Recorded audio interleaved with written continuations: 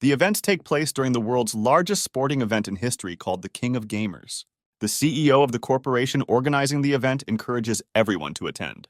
According to him, whoever can win their tournament will receive the rights to own the entire corporation, adding that this game can bring the participants everything in their lives. With so much temptation, the KOG tournament has attracted millions of players around the world to participate. In one of the dungeons, a terrible monster falls dead after a well-aimed shot between the eyes from a laser weapon. The main character named Sam looks around and says that this monster was the latest. The game system notifies participants that they have successfully completed the dungeon and can now proceed to the final round. Sam turns to his comrades and says that they have one last test left to pass. Suddenly, he freezes in place, and a sharp pain shoots through his body, burning through him.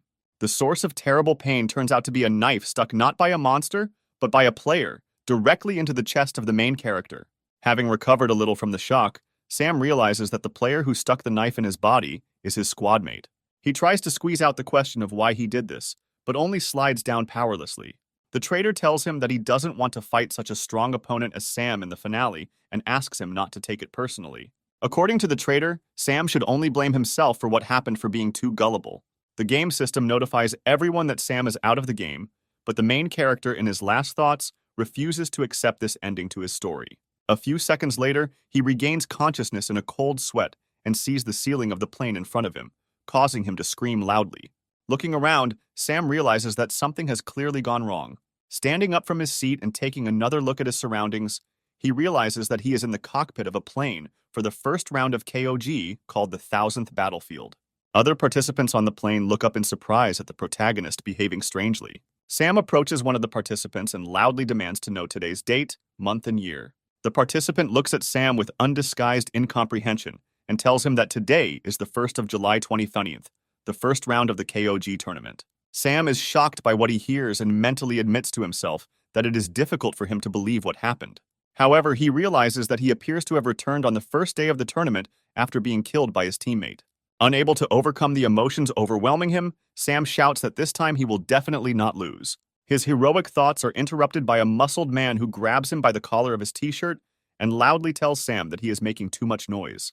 Pulling Sam closer, the man yells at him to ask him for permission before opening his mouth next time. Sam carefully peers into the face of his opponent, and his face changes dramatically, causing misunderstanding among the offender. Suddenly, Sam rushes at the man, hugging him and then calling him by name Stan and saying that they met him in the first round of the competition. He adds that he hasn't been killed yet this round, and Stan angrily pushes the protagonist away, asking him what he's carrying. Sam realizes that since he traveled back in time, Stan doesn't know him yet, and that's why he reacts so hostilely. Sam also remembers that Stan heroically sacrificed himself during a round of zombie siege, saving the lives of Sam and his comrades. Sam mentally tells himself that he won't let something like that happen this time. He extends his hand to Stan and says that in this round only 10 players out of 1,000 will be able to win, so they better team up. Stan examines Sam in his hand for a few seconds before swatting it away, giving him a menacing look. He says he doesn't need teammates and aggressively questions Sam about why he should trust him. After thinking for a moment, Sam turns around and leaves, telling Stan that he hasn't changed at all since their last meeting. Preparations for the first round of the tournament end, and the landing compartment of the aircraft begins to slowly open.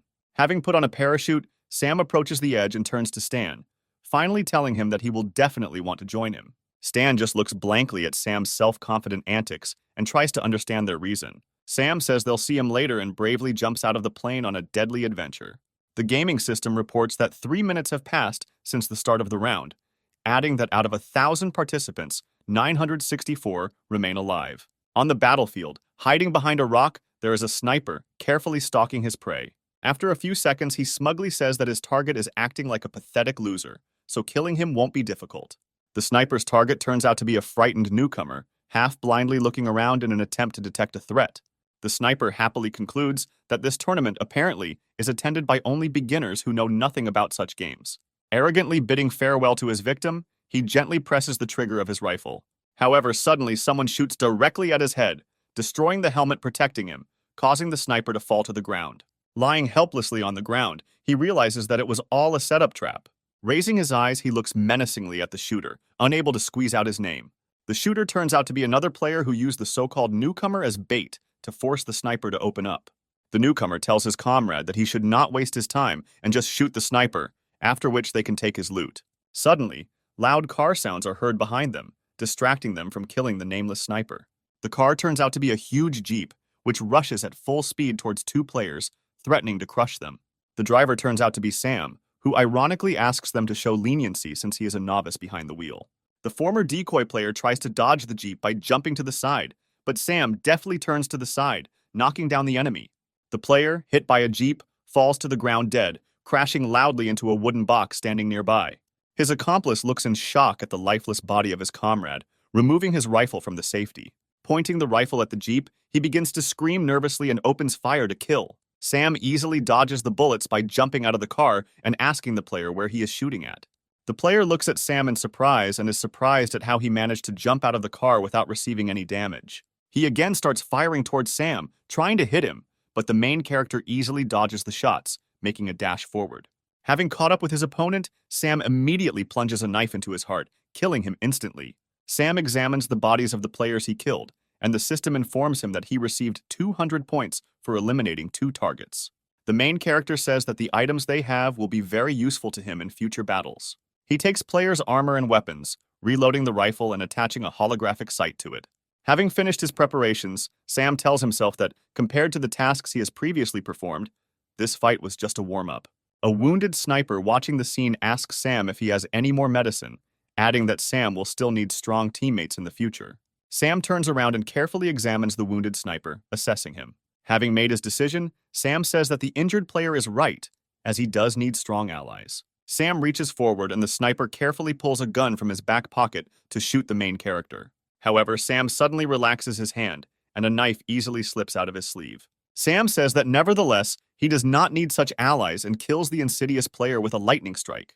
Having received additional points, Sam thinks that it's time for him to acquire really strong allies. Meanwhile, the tournament broadcast reports that a new rule has been added to the current competition, thanks to which you can play using only your identity. Despite this, it did not scare anyone away, but rather attracted a lot of professional players. The commentator also reminds that in the KOG competition, players receive points for killing enemies and completing additional quests. According to the commentator, these points can be exchanged for various resources, adding that currently the player with the most points is Sam. Viewers look at Sam's portrait in surprise, trying to understand who he is, and wondering if he is a professional gambler. All viewers of the broadcast admit that they have never heard of Sam before, and are surprised at how he managed to get so many points. Meanwhile, the camera switches to the sniper's girlfriend, whose territory the intruder enters. This intruder turns out to be Sam, who notices the gunslinger girl and tries to dodge her shots. Taking proper aim, the girl says that the intruder is finished and easily pulls the trigger. Sam barely manages to dodge and hides behind a small fence, but the girl notices a visible helmet. Surprised by such carelessness, the girl thanks Sam for the light glasses and shoots him again. The bullet easily pierces the protruding helmet, but the girl does not receive any notifications confirming the murder.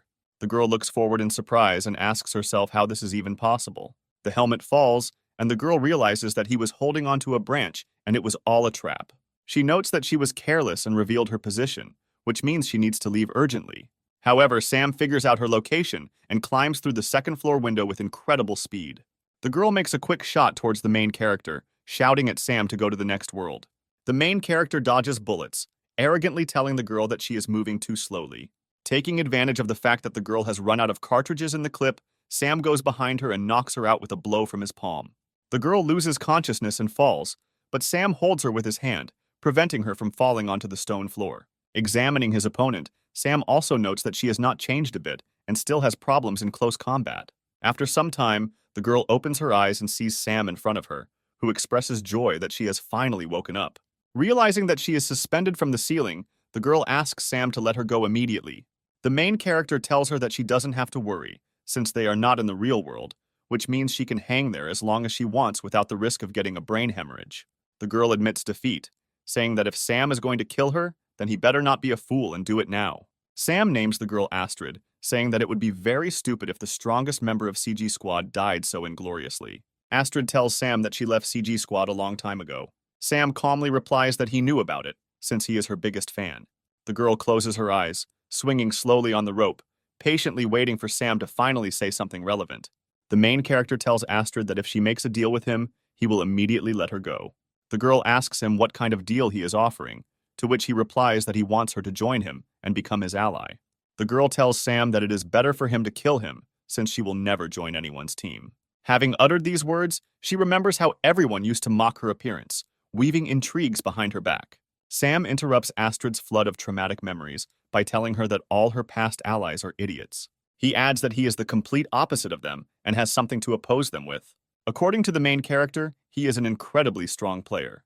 Astrid asks Sam to stop pretending that he knows everything, adding that all men are the same, and they are not so much interested in her level of skill as in her availability. Sam takes a close look at Astrid's body and notes that it looks amazing from this angle. Astrid swings back and headbutts him hard, angrily asking Sam what he was staring at. Sam squeezes the impact and notes that Astrid remains as hot-tempered as ever. Astrid tells Sam not to pretend that they know each other, and adds that if he wants to kill her, he better do it right now. Sam smiles and says that he will do everything his way, moving closer to the helpless Astrid. He takes out a knife and tells the girl that he will force her to join him in any case. He asks Astrid why she thought he was going to kill her and cuts her clothes a little in the chest area. Astrid begins to scream in fear and disgust and asks the main character what he wants. Sam leans over to her and says that there are probably hundreds of millions of people watching this round right now, and there are probably hundreds of thousands watching. Astrid looks at Sam blankly and asks him what he means. The main character answers the girl that if she does not promise to join his squad, he will show the audience some free services. With these words, he turns towards the camera and asks fans that those who want to look at the special services write 6 6s in the chat. Sam turns to Astrid and says that he will give her a few seconds to think, after which she says that she agrees to join him. Sam then cuts the rope and Astrid begins to fall onto the stone floor. However, Sam catches her without letting her fall, in front of a disappointed crowd demanding more drastic action from him. Sam looks at Astrid with satisfaction and says that she should treat him kindly and good-naturedly. Astrid looks away from the main character and demands to quickly put her on the ground. Sam lets go of Astrid and she falls to the floor with a thud, hitting the floor flat. Having cut the remaining ropes, she gets up and displeasedly tells the main character that she asked to be put on the ground and not to be let go. Sam hands Astrid her rifle, saying that she still lacks flexibility in close combat, noting that she is still a good shot. He comes to the window and says that they should gather more resources and get out of here. Astrid yells at Sam to hold his horses, and he turns his head in surprise to understand what she's talking about. The girl aims a rifle at him, saying that he will trust others too much. She takes aim at him and asks him why he doesn't seem scared at all from being held at gunpoint. Sam expresses confidence that if Astrid told him she would join him, he would never break her promise. He remembers how he was defeated by her before his rebirth, to which she told him that he was not bad, but still weaker than her. Then he, just like Astrid now, told her that if she wanted to kill him, then she better do it now. However, Astrid then told him that he could join her team and act as a squire. Sam then looked at Astrid with the same disbelief, not understanding what was stopping her from killing him at any moment. However, Astrid told him that if she promised him that she would be on the same team with him, she would never break her promise. With these words, Astrid smiled, forever etched in the memory of the main character, who received hope thanks to her kindness. Meanwhile, in the present, Astrid lowers her weapon and says that Sam is a very strange guy, and she can't even imagine what's going on in his head. Sam opens the card and says that there is still a lot she doesn't know about his past and the current situation. According to him, the location in which they are now, the safe zone, will continue to narrow, to which Astrid replies that she knows the rules of this round. Sam continues his thoughts, placing a mark on the map and saying that the center of the next safe zone will be right here. Astrid says that this is all just a guess, since the safe zone is generated randomly, and he cannot know in advance where the next one will be. However, a new safe zone is generated exactly as Sam predicted, and Astrid wonders how this is even possible. Sam mentally rejoices that he remembered everything correctly, noting that everything is going according to his plan. Astrid asks Sam how he learned such details, suspecting that he is using cheats. Sam says he's never cheated in a game by throwing a knife in the air in his life. Having caught the knife, Sam gets into a heroic pose and says that he is a walking cheat code. Astrid looks down in embarrassment and tries to understand what kind of nonsense her newly minted ally is talking about. However, suddenly Sam quickly approaches her and covers her mouth with his palm so that she does not make unnecessary sounds. As soon as he removes his hand from Astrid's face, she asks him what he is doing, to which he motions for her to listen. Sam looks out the window and says that someone is here, watching a group of players approaching. He tells Astrid that it's time for them to test their teamwork against these opponents. Astrid says that their opponents outnumber them by 2.5 times, so they better not get into trouble, to which he replies that this is just a warm-up. The players look around, and one of them tells the captain that they should be careful, as they may run into an ambush. The captain replies that the place looks deserted, and then orders everyone else to move out in search of resources, adding that no one would dare attack the group of 5. After these words, the captain's head is pierced through by a bullet fired from a building that they considered abandoned. The players panic, and one of them shouts for the others to find cover and take positions. Turning around, he notices Sam flying towards him, who decides to use a knife for this fight. Other players try to shout to warn the player about the danger, but Sam kills his victim with lightning speed. The surviving players shout to each other that it is time for them to kill this show-off and open indiscriminate fire in his direction. Sam easily dodges the shots by running to the nearest stone shelter. Finding himself in a minimally safe place, he asks himself why their reaction is so slow. A second later, a well-aimed headshot instantly kills another player, and they realize that they are facing a group of opponents. Astrid takes an advantageous shooting position and begins to cover Sam with accurate shots, driving the opponents into a corner. One of the players loudly curses his bad luck and tells his ally to keep his head down and wait for him. He realizes that they are in a very unfortunate situation and suggests that they should run away, but suddenly Sam grabs his face. All the player manages to notice is Sam holding a knife to his throat. A split second later, the player's lifeless body falls next to the last survivor, and he completely loses his composure. He decides to take flight and hastily retreats, leaving the bodies of his former teammates behind. Astrid goes downstairs and watches the enemy flee, while Sam asks her if she is going to chase him. Astrid calmly says that he will not be able to escape from her, after which he raises his rifle and takes good aim.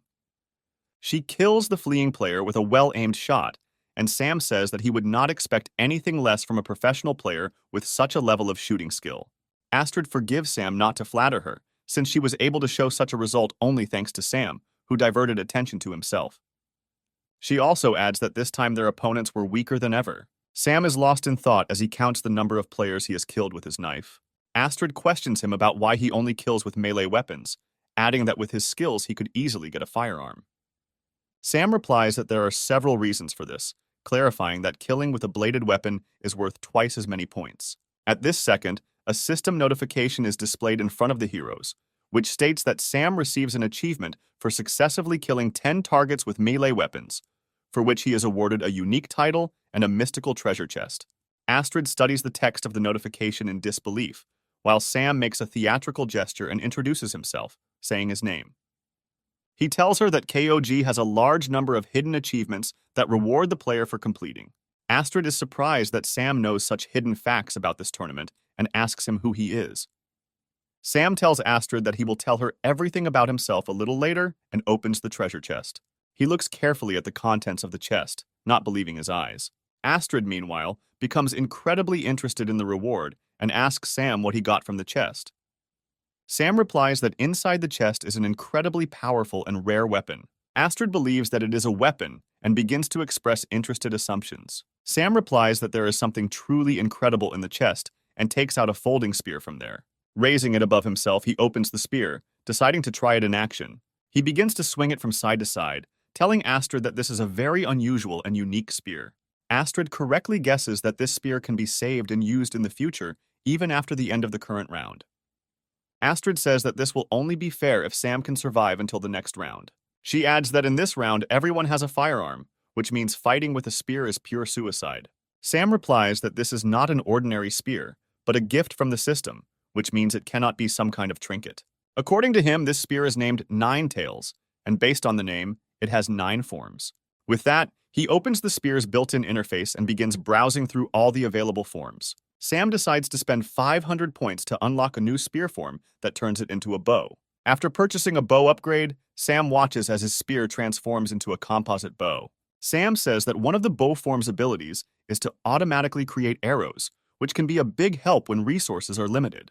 The main character pulls the bowstring and decides to test the killing power on a nearby stone. According to him, in this round, the most important thing is not the number of kills, but survival, and with this the bow can help a lot, since it makes almost no sound when firing. Astrid watches the bow's arrows easily destroy a huge rock and admits that she is very impressed. Sam mentally notes that in his past life, the player who completed this quest did not receive the Nine Tails. Astrid says that she also wants to get such a weapon for herself and asks the main character how she can get one of these awards. Sam replies that if such rewards were too easy to obtain, then everyone would have them. Meanwhile, the system notifies all players that there is now an event called a fox hunt in effect in the round, the essence of which is that Sam's location will be marked to everyone, and whoever eliminates him will receive 1,000 points as a reward.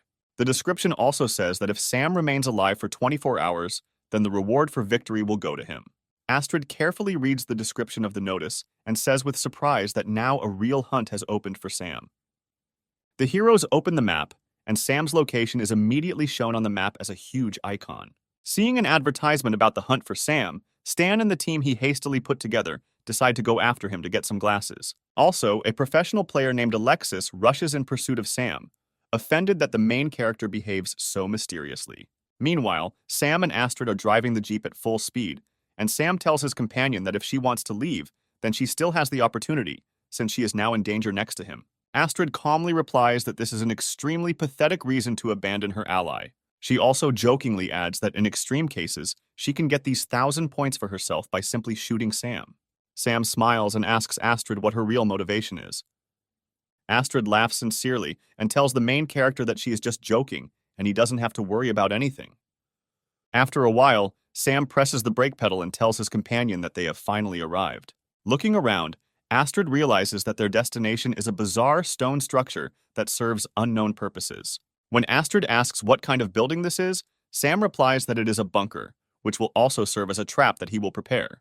Astrid follows Sam, carefully approaching the steps and asks him what kind of trap he plans to set here. Sam turns his head to Astrid and tells her that soon she will be able to see everything with her own eyes. Meanwhile, Stan's team is racing at full speed towards the protagonist in several cars. Having opened the map, Stan is surprised that Sam's marker has not moved in 2 hours, and suspects that he simply decided to lock himself in some kind of bunker. Approaching Sam's location, one of Stan's allies notices a parked car, noting that it is parked in an obvious location. Another Stan ally approaches him and says that there are probably a huge number of traps inside, so serious difficulties may await them. Stan's other comrades agree with this statement, saying that in any case only the killer will get points, and they will get nothing. Stan says that they are all brothers, so he doesn't care which one kills him, then adds that he will try to disarm all the traps to keep his allies safe. He also adds that those who don't take risks don't drink champagne, and goes to the bunker, inviting others to follow him and watch his back.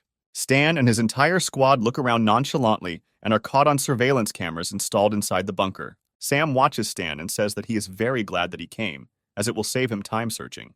Astrid asks Sam about who Stan is, to which he tells her that she will get answers later, but for now she should enjoy the show. Astrid says that only Sam can be so calm and collected despite the fact that an entire server is hunting him. Turning to the group of defeated enemies, Astrid says that it all looks like Sam is using cheats. Having gone further, Stan's squad stumbles upon the previously defeated players, and some of his comrades begin to panic, saying that they need to get out of here. However, at that same second the door slams behind them, and they find themselves locked in a creepy room. Stan tries to reassure his allies and wonders how Sam is able to use the game's traps. Suddenly, the player's attention is drawn to a screen hanging on the wall, which turns on to show Sam wearing a mask. Stan shouts to the main character to stop hiding and come out for a fair fight, to which he replies that he wants to play one game. With these words, gas begins to flow into the room from the ventilation, and Sam says that this gas will gradually reduce the health points of all players inside, adding that the first aid kits they brought can briefly delay the effects of this gas. Sam says that in 10 minutes he will open the door, beginning to announce the start of his cunning game, but the screen breaks from shotgun blasts. Stan says he's tired of hearing pretentious speeches, adding that he believes in his team. He takes out his medical supplies and tells his comrades to split into 2 groups, one to look for a way out, and the other to use the medical supplies, adding that they will do so in turns to ensure their survival. However, his comrades just stand there and look at him, stunned, and Stan asks them why they don't do anything. One of his comrades asks Stan why he should share with someone, adding that he has enough medicine for himself. After these words, someone shoots right through this player with one well-aimed and lethal shot. The killer aims the weapon at his victim's head, saying that she will no longer need these supplies. Astrid looks at the cameras in surprise and does not understand why the players immediately began to fight each other while Sam takes off his mask, saying that Stan is a good strategist and player.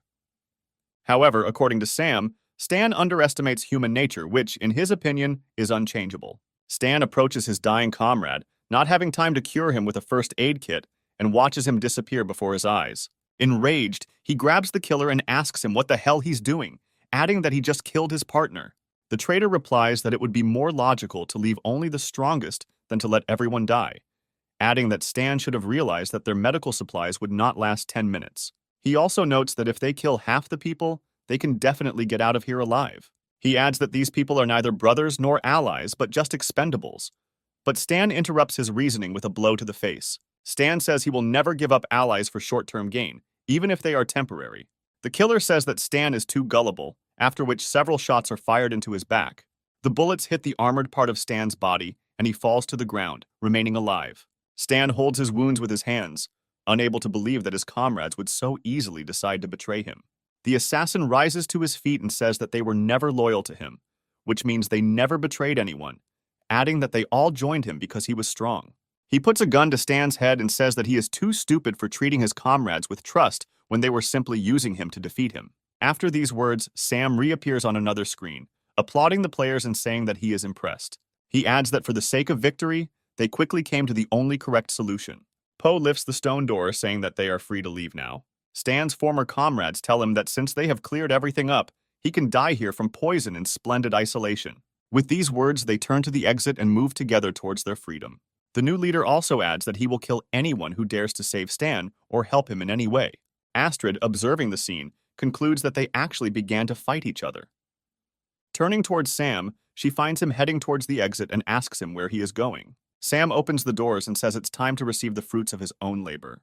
The squad of traitors continues to carefully walk along the dark corridor, and the leader reminds them not to activate the traps. After some time, they approach the stairs to the second floor of the bunker, where Sam is already waiting for them, politely greeting them. The leader of a gang of traitors points a gun at him and says that the main character is apparently tired of living, since he so openly came out to meet them. Sam says he thinks he'd better not shoot his gun so recklessly here. One of the players notices gasoline spilled on the floor and says that firing their guns could ignite it. The leader becomes furious and tells Sam that he promised to let them go, but instead led them into a new trap. Sam takes out a Molotov cocktail and says that the leader misunderstood his words. The main character throws a bottle with a burning mixture and says that the fact that he told them that he would let them go did not mean that they would leave alive. Players notice a Molotov cocktail flying at them and try to run to the sides to avoid ending up in a puddle of gasoline, but they are moving too slowly. The hall is temporarily filled with the terrible screams of people burning alive who are trying in vain to escape from the burning hell.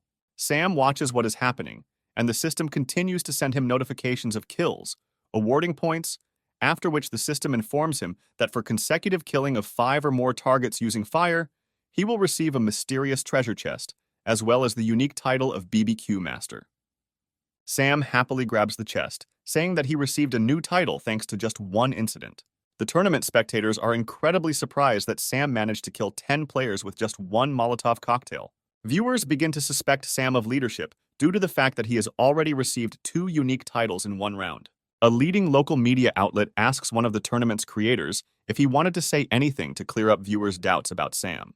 A man named Chen Jing replies that KOG is a completely fair competitive video game on a global scale, in which it is impossible to use cheats, and asks all viewers to look at this situation rationally. Meanwhile, the leader of the traitors gets out of the pile of burnt bodies, saying that he is not dead yet, which means he will go to victory to the last, even if he has to betray everyone. He continues to crawl on one hand, and after a few seconds, someone's legs appear before his eyes. Looking up, he sees Stan looking at his former squad mate with disappointment. He grabs him by the pant leg and asks him not to kill him, saying that they are brothers, but he does not listen to him and grabs his hand. Stan lifts the traitor above him, telling him that unfortunately, his game has already come to an end. With these words, he takes out his knife and quickly kills the traitor, finally sarcastically calling him brother. Sam greets Stan again, happily telling him that he knew they would meet again. Stan turns to Sam and says he remembers him, asking what he needs this time. Sam says that Stan remembers everything correctly and jumps from the second floor to him. However, it does not take into account the game's fall damage mechanics and lands with a thud in front of Stan's feet. Having recovered, he sits on the floor and says that for a second, he became too careless, forgetting about the rules of this round. However, the beginning of an intimate conversation is interrupted by Astrid, who makes a well-aimed kick to Sam's cheek. She begins to beat him, saying that Sam could have left a couple of opponents for her because she also needs points, while Stan is surprised that he was able to lose to these guys. Sam tells Stan that they defeated themselves, and he made a minimum effort for this. Stan doesn't understand what he means and freezes in surprise. Sam replies that in fact the gas that was sprayed into the room was extremely low in concentration and would not have killed them even if they had not used medication.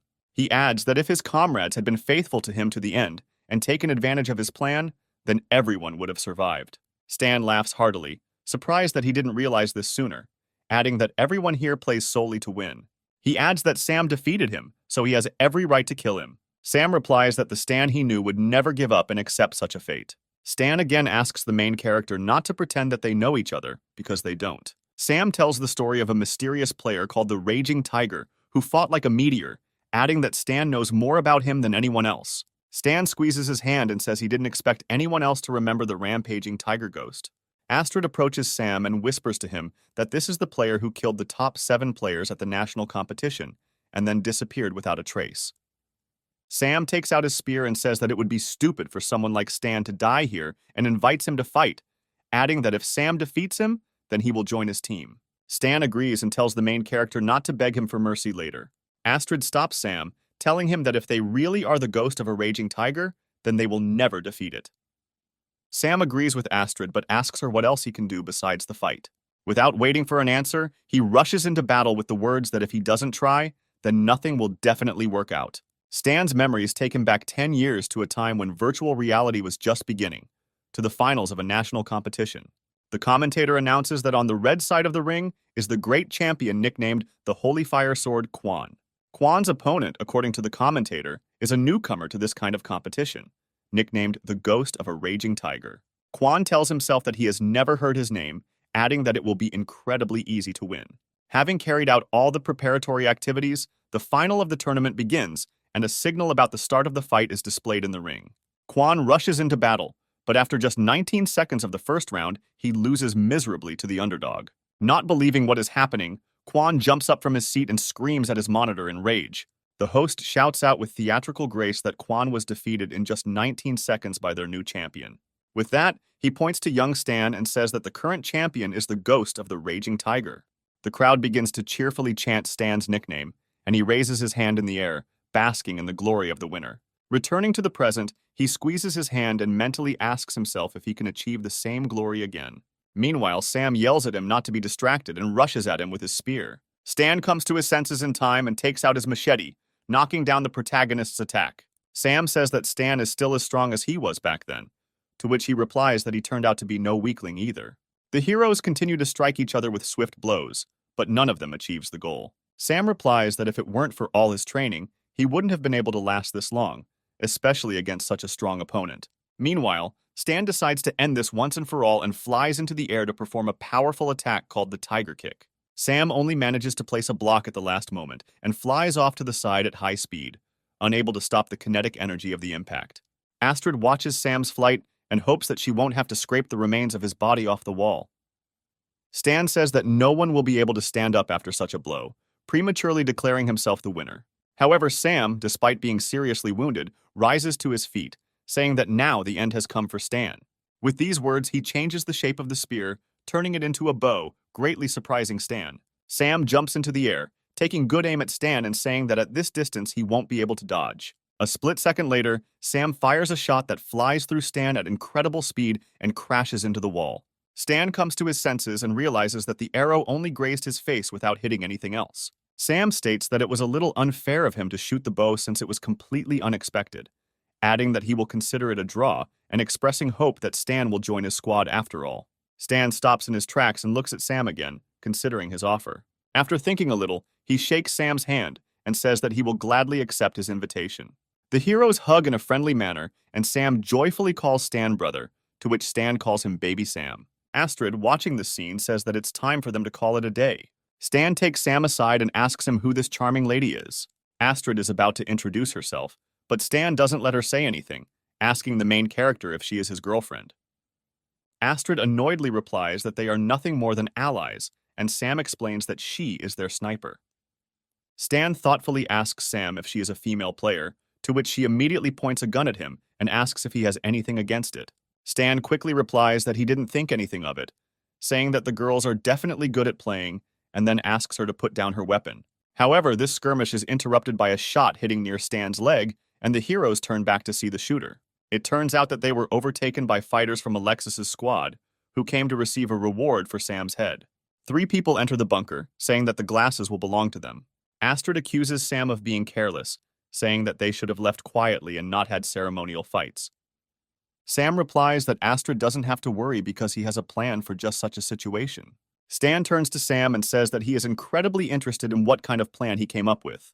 The main character replies that his plan is extremely simple and consists of quickly fleeing the battlefield, after which he leaves with incredible speed. Astrid and Stan follow his example, saying that he could not have delayed his announcement, while the hunters make their way further into the bunker in search of their prey.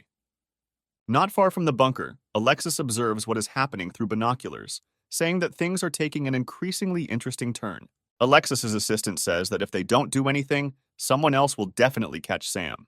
Alexis responds that he very much doubts his subordinate's ability to kill Sam. He adds that several groups of players have already entered this bunker, and no one has returned, which suggests that many traps awaited them inside. From Alexis's point of view, Sam will inevitably have to go outside, since the safe zone is constantly changing. Alexis's assistant says that he is a truly professional player, since he knows about such subtleties.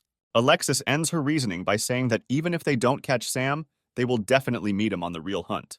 Meanwhile, the hunters are wandering around the bunker, looking for the fugitives, saying that they could be anywhere. Suddenly, the lights in the room turn off, and the hunters tell each other to be on their guard, as there are many traps here. The reason for the blackout turns out to be Sam, who says that it's time for them to go on the offensive. Stan and Astrid say that turning off the lights can't help them much, since they also can't see their opponents. Sam, who has acquired night vision goggles, approaches Astrid to examine her and says that he sees everything perfectly. Not appreciating Sam's methods for communicating with the opposite sex, Astrid hits him hard on the cheek, causing him to fly several meters back. She puts on her night vision goggles and adds that just because Sam has them doesn't mean he can stare at her. Stan says that he has never found anything like this and asks the main character where he got 3 pairs of such glasses. Sam replies that he was just very lucky, mentally believing that they should stay in the bunker for a while. Astrid says Sam keeps so many secrets that she wouldn't be surprised if one day he pulls a gun out of his pockets. Stan tells the main character that they are in the same boat and asks him what they plan to do with those who have come for their heads. Sam says now is the time to kill and takes out his weapon, selecting the bow shape on it. 2 hunters wander in the dark, and one of them says that they have a lot of worries, to which her ally replies that she should not bother herself with such thoughts. However, he then tells his ally that she can just give him her number so they can have fun later in the real world. No one answers the unlucky hunter, and he looks around, trying to figure out where his companion has gone. Taking a closer look, he notices that the huntress was killed by an arrow hit in the temple and lies on the stone floor. The hunter leans over her body angrily and says that she could have left her number before she died. A split second later, Sam approaches the hunter and impales him with his spear, killing him with one blow. Pulling out his spear, Sam looks around in search of other opponents. After getting 100 points for a melee kill, Sam says that even if it's just a game, it's impossible to win if you don't take it seriously. After searching the hunters, the main character is surprised that despite the fact that they are a newly formed team, their weapons are quite primitive. Carried away by the process, he does not notice how other hunters are approaching him and pinning him down with heavy fire. A few seconds later, one of the players is killed by a well-aimed shot to the forehead from an unknown location. Realizing that they are being targeted by a sniper, the hunters run to the nearest shelter, and Astrid says that her hour of glory has finally come. All hunters hide behind wooden pallets, giving the main character a chance to recover and go on the attack. Sam decides to take advantage of the pause and decides to go on the offensive, telling Astrid to be careful. The hunters peek out from cover, saying that it has become too quiet and deciding to quietly sneak away. However, a second later, Sam jumps onto the wooden pallet, asking them if they are looking for him. The hunters try to escape, but he grabs them by the necks and begins to choke them until they die. Sam again receives increased points and is happy that additional rewards are given for killing with melee weapons. Sam gets too carried away and one of the hunters swings a crowbar, saying that the reward will go to him. However, Stan interrupts him by stabbing him in the back with a powerful machete. He tells Sam that he is getting too wild, so he should be careful. Sam replies that it is very difficult for him to behave calmly in this game. Suddenly, they are blinded by the bright light of a wrist lamp, which is visible in one of the dark corridors.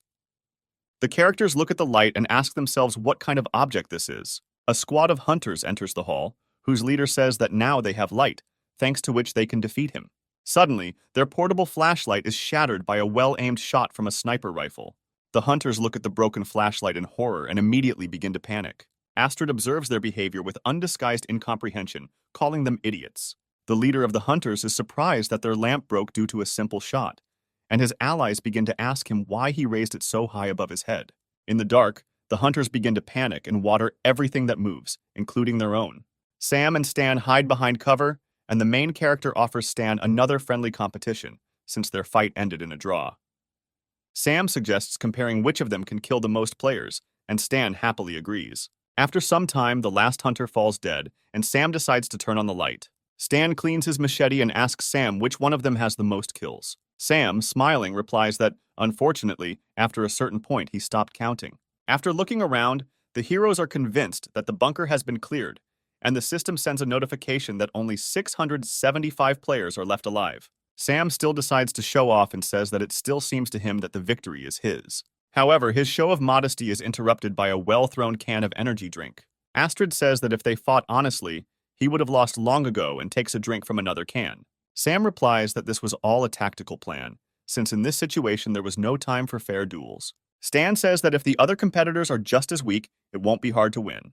Sam says the safe zone will move soon and it will be away from their current location. Astrid says that they have already killed so many people, which means they can fight for a very long time. Sam replies that firstly, this game is different from other games in this genre, since the battles here can be very grueling, and if they are far from the safe zone, it will be difficult for them to restore their health.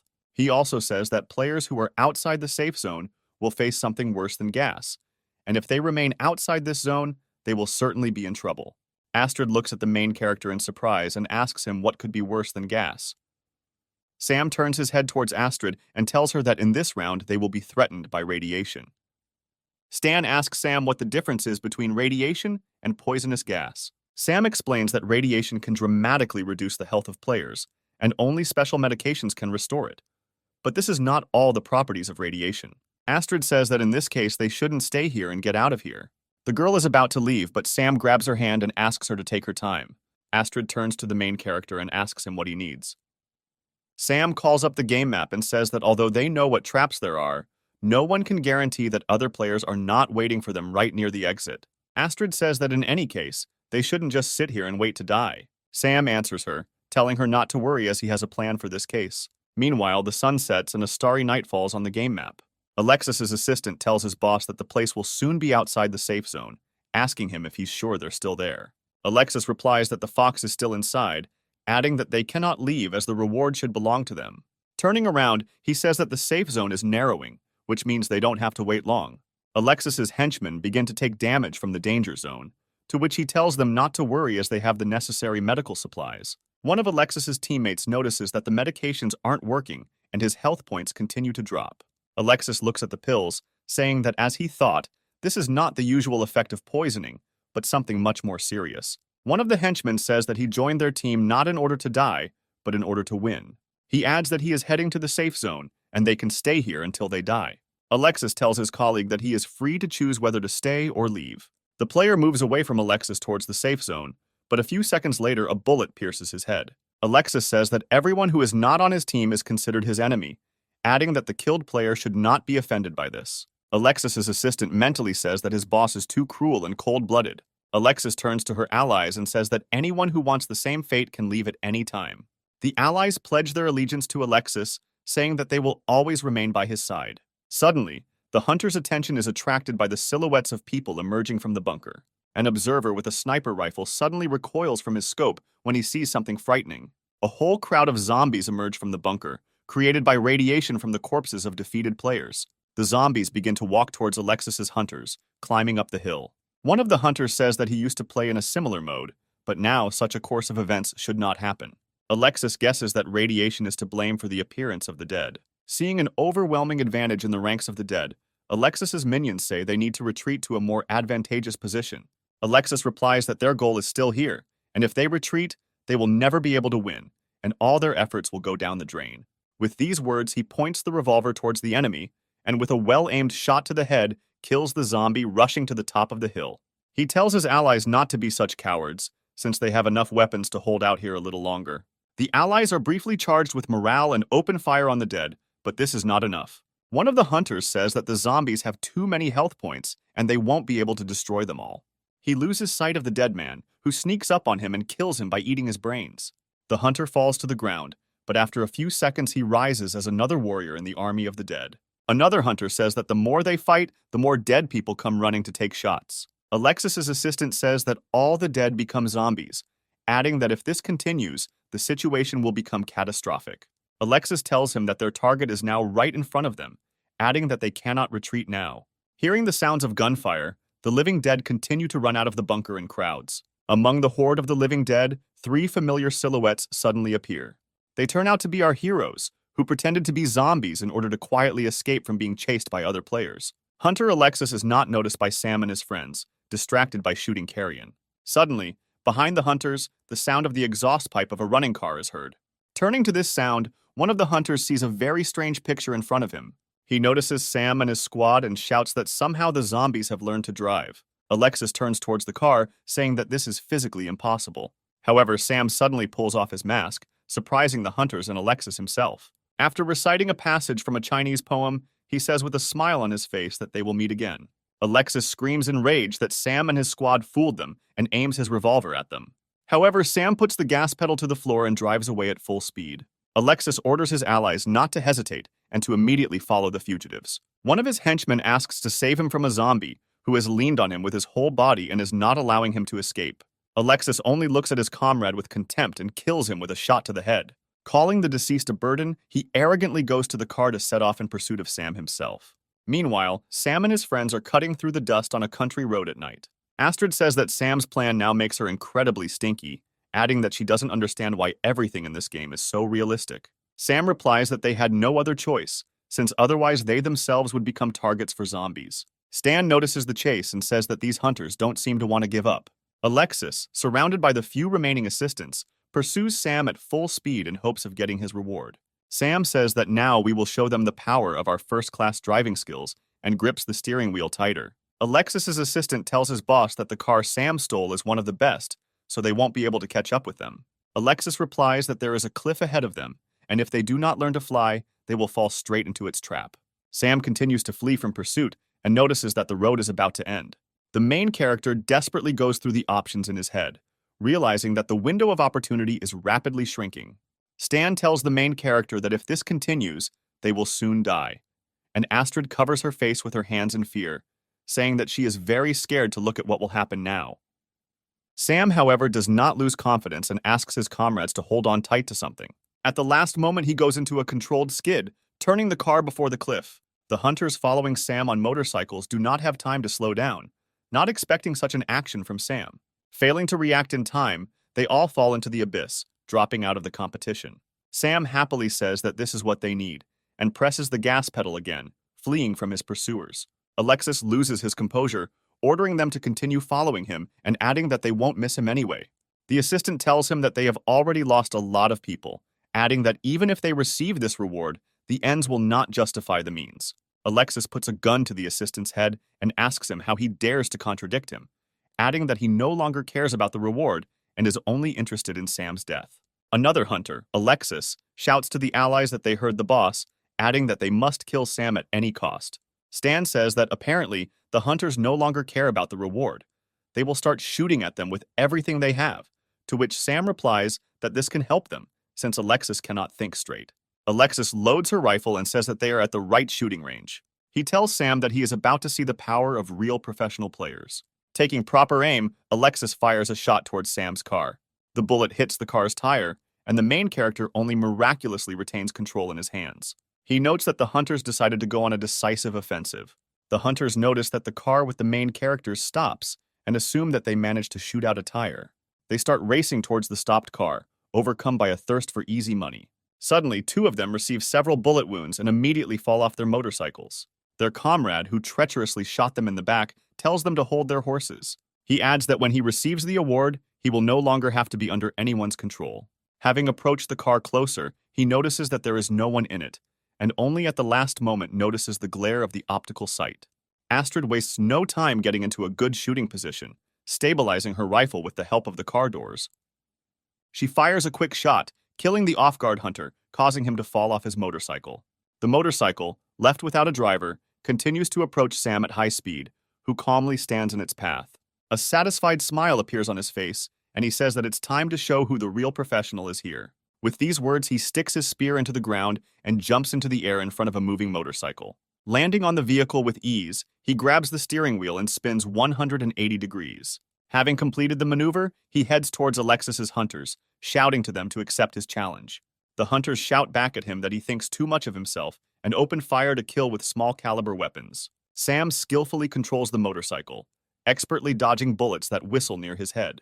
Hunters waste their clips by complaining about the inconvenience of reloading with one hand. Having approached the opponents at a sufficient distance, Sam decides to carry out a complex maneuver in order to destroy several opponents with one blow.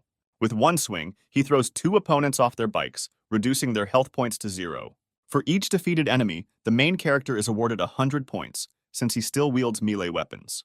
Another group of hunters gets closer and draws their weapons to open fire. However, Sam manages to get close enough to them so that they are within the range of his spear. Having burst into the crowd of opponents, he continues to crush them, swinging his spear. Alexis gets out of the car and says that it looks like he's playing Sam's game, adding that this location could also be part of his plan. Alexis's assistant tells him that the border of the safe zone will soon reach here. Alexis looks at the pills he has stored and says that if it really is radiation, then the drug should help him. The assistant asks Alexis if he will share it with him since these pills are so effective. Alexis only arrogantly replies to the assistant that he is an unnecessary pawn and can only count on help if he kills Sam. Meanwhile, one of the hunters driving a car asks his driver to drive more carefully so that it would be more convenient for him to shoot. However, having received no answer, he decides to turn around to understand what is happening. He sees that someone has killed his driver and their car is racing at random. The shooter tries to take control but does not have time and crashes into a tree, exploding along with the car. The driver's killer turns out to be Astrid, who continues to fire accurately at approaching enemies. Taking a break to reload her rifle, she says she can't give all the points to Sam. Stan, sitting next to Astrid, says that Sam was able to turn even a simple shooter into a real action game. He says that, unfortunately, his weapon has a very low range, and because of this, he cannot kill other players as effectively. Sam, meanwhile, continues to smash enemies with his spear, receiving double points for each kill. Having made his way through a whole crowd of hunters, he moves on, deciding that it's time to take on Alexis himself. Alexis stands next to the car and finds Sam running full speed towards him. They both see each other, and at the same time say that it's time to end this. Alexis reloads her assault rifle and stands at the ready, taking good aim. He unloads the clip towards the main character, saying that he cannot lose to such a weakling as Sam. Sam dodges Alexis's shots, keeping his head lower.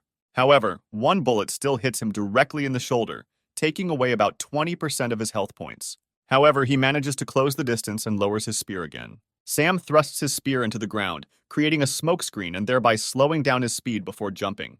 Grabbing it with both hands, he jumps off the motorcycle, trying to soften his fall. The motorcycle rushes at full speed towards the car standing next to Alexis. Alexis manages to jump to the side in time, performing a somersault. A motorcycle crashes into a car and explodes, taking the car with it, illuminating the location with a bright flash. Alexis gets to her feet and asks what these stupid tricks are. He raises his rifle, but is immediately hit by an energy arrow from Sam's composite bow. The arrow hits Alexis's hand, causing his rifle to roll several meters to the side. Alexis looks at the huge hole left by Sam's shot and curses angrily. Looking up, he sees Sam standing in front of him, holding him at gunpoint. Taking aim, he says that he seems to have missed someone, turning his gaze to Alexis's assistant. The rifle that Alexis owned not so long ago ends up at the feet of that same assistant. The assistant looks at the rifle with a gloomy look, immersed in thoughts about what is happening. Alexis yells at his assistant, calling him by his name Todd for the first time, and demands that he hand over the weapon to him as quickly as possible. Todd reluctantly reaches for his assault rifle, looking at Alexis with contempt. Meanwhile, Astrid and Stan arrive at the scene, cheerfully reporting that they are all right. Sam decides it's time to end this tedious chase and draws his bow again. Alexis turns to his assistant in a rage and angrily asks him what the hell is taking him so long. Todd looks at Alexis with contempt and yells at him, telling him to shut up. Alexis looks at Todd in shock, asking him how dare he talk to him like that. However, instead of answering, Todd pulls the trigger, releasing the entire clip into Alexis's body. The damage proves fatal to Alexis, and he falls helplessly to the ground. Lying on the ground, he barely points at Todd, calling him a pathetic traitor. Astrid gets off the motorcycle and asks the others why Todd doesn't run away. Sam turns his gun on Todd and takes aim. However, Todd decides not to resist and hastily throws the rifle to the ground. He raises his hands up and says he surrenders, asking Sam and his comrades to take him into their squad. Sam strings his bow and asks Todd why he suddenly wanted to join them. He adds that one of his allies is a great shot, and the other is extremely strong, and asks Todd what he can offer them. Todd calmly replies that he is a very smart person because he always knows who to join. He glances at Alexis's body and says that he immediately knows who is strong and who is weak. Sam says that these are very good qualities, and he takes him to his team. Stan approaches Sam and asks him if he really wants to take Todd into his squad, expressing doubts about his loyalty. Sam tells Stan not to worry, as he knows exactly what he's doing. Remembering full well that it was Todd who killed him in his previous life, he tells him that if he betrays him, his death will be slow and painful. Morning comes, and the system informs everyone that there are only 284 players left alive on this server. Sam and his squad greet this morning by cooking fried rodents over a fire in order to somehow replenish their health points. Sam brings the fried loot closer and says that he hasn't eaten anything in a while, noting that the breakfast smells great. Stan bites into his portion and says that he can't call it bad, but the food here still has a strange aftertaste. Astrid says they can eat to their heart's content since they won't gain weight in the real world. Sam listens to the conversations of his companions and mentally tells himself that they are thinking about the wrong things. Todd politely asks Sam if he can share his portion of food with him. Sam replies that unfortunately, they only caught 3 rabbits, adding that he will look for something for him. Todd happily thanks Sam, smiling sincerely at him. The main character hands a can of supplies to Todd, saying that this is all they have left. Todd accepts the can with sadness in his eyes and asks him if they have anything other than canned food. Sam replies that it is a very nutritious and long-lasting food, adding that he will probably like it. Todd, realizing that he doesn't have much options left, reluctantly opens the tin can. Suspecting nothing, he dumps the entire contents of the canned food into his mouth. Suddenly, the contents of the jar begin to burn Todd's tongue and throat incredibly badly. Sam gloatingly concludes that unfortunately, he took the wrong can of canned food. By pure chance, he handed him a jar of canned chili. Stan asks Sam why he is being so cruel, but Astrid, on the contrary, seems to find it somehow funny. Todd mentally curses Sam for such rude behavior and does not understand what he did to deserve such treatment. Sam approaches Todd and asks him if anything is bothering him at the moment. Todd quickly changes his face and calmly asks the protagonist what he means. Sam says Todd's assault rifle is pretty well modified and asks him to borrow his weapon.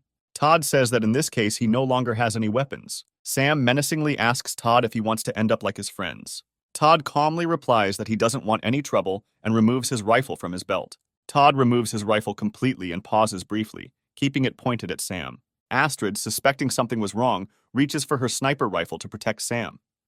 However, Stan stops her by placing his hand on the sniper rifle. He tells Astrid not to worry, adding that Sam is just testing Todd's loyalty.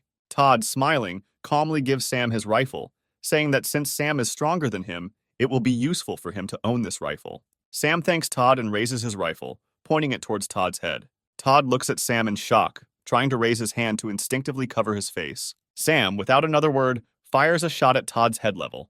Turning around, Todd realizes that Sam shot the man who crept up on them from behind.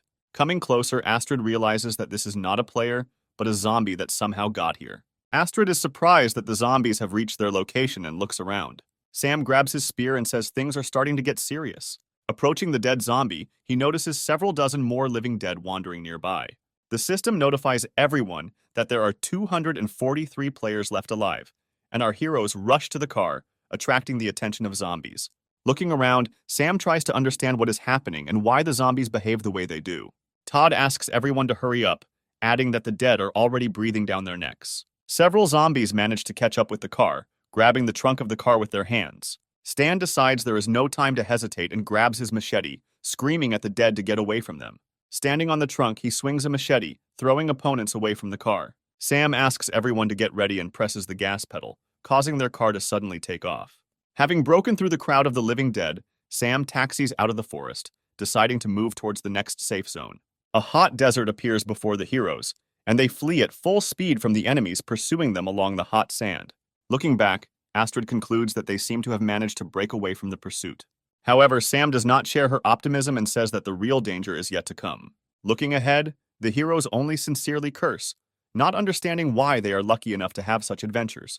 The system notifies everyone that due to special circumstances, an additional quest called Billion Zombies has been activated, which generates large groups of zombies throughout the map, and players need to survive for 24 hours. Sam thinks to himself that such surprises are extremely unusual for this game. Sam says that in the original game, Zombies could only appear outside the safe zone, but now they are also inside it. Suddenly, it dawns on Sam that this could all be the butterfly effect. Sam remembers that the flutter of a butterfly in the rainforests of South America can have incredible consequences. According to the theory, this wave could lead to a tornado in Kansas 2 weeks later. From Sam's point of view, since his current actions are different from the past, this led to the system generating a new quest. Astrid asks Sam what this all means and what they should all do about it. Sam replies that in a few kilometers, they will reach a fortress in which they can fortify themselves. Stan says that this is all easier said than done, adding that there is a crowd of hungry zombies ahead and asking how they're going to get around them. Sam asks Stan why he decided that they would go around this crowd. He accelerates so that they will drive straight through the crowd of Walking Dead. Astrid fearfully asks Sam what the hell he's doing and clutches her rifle tighter. One of the walking zombies turns around at the sound of an approaching car and looks ahead frantically. Sam crashes into the dead man at full speed, fighting his way to safety. Stan says that if this continues, they won't be able to hold on for long, after which he stands up in the car, trying to throw the dead away.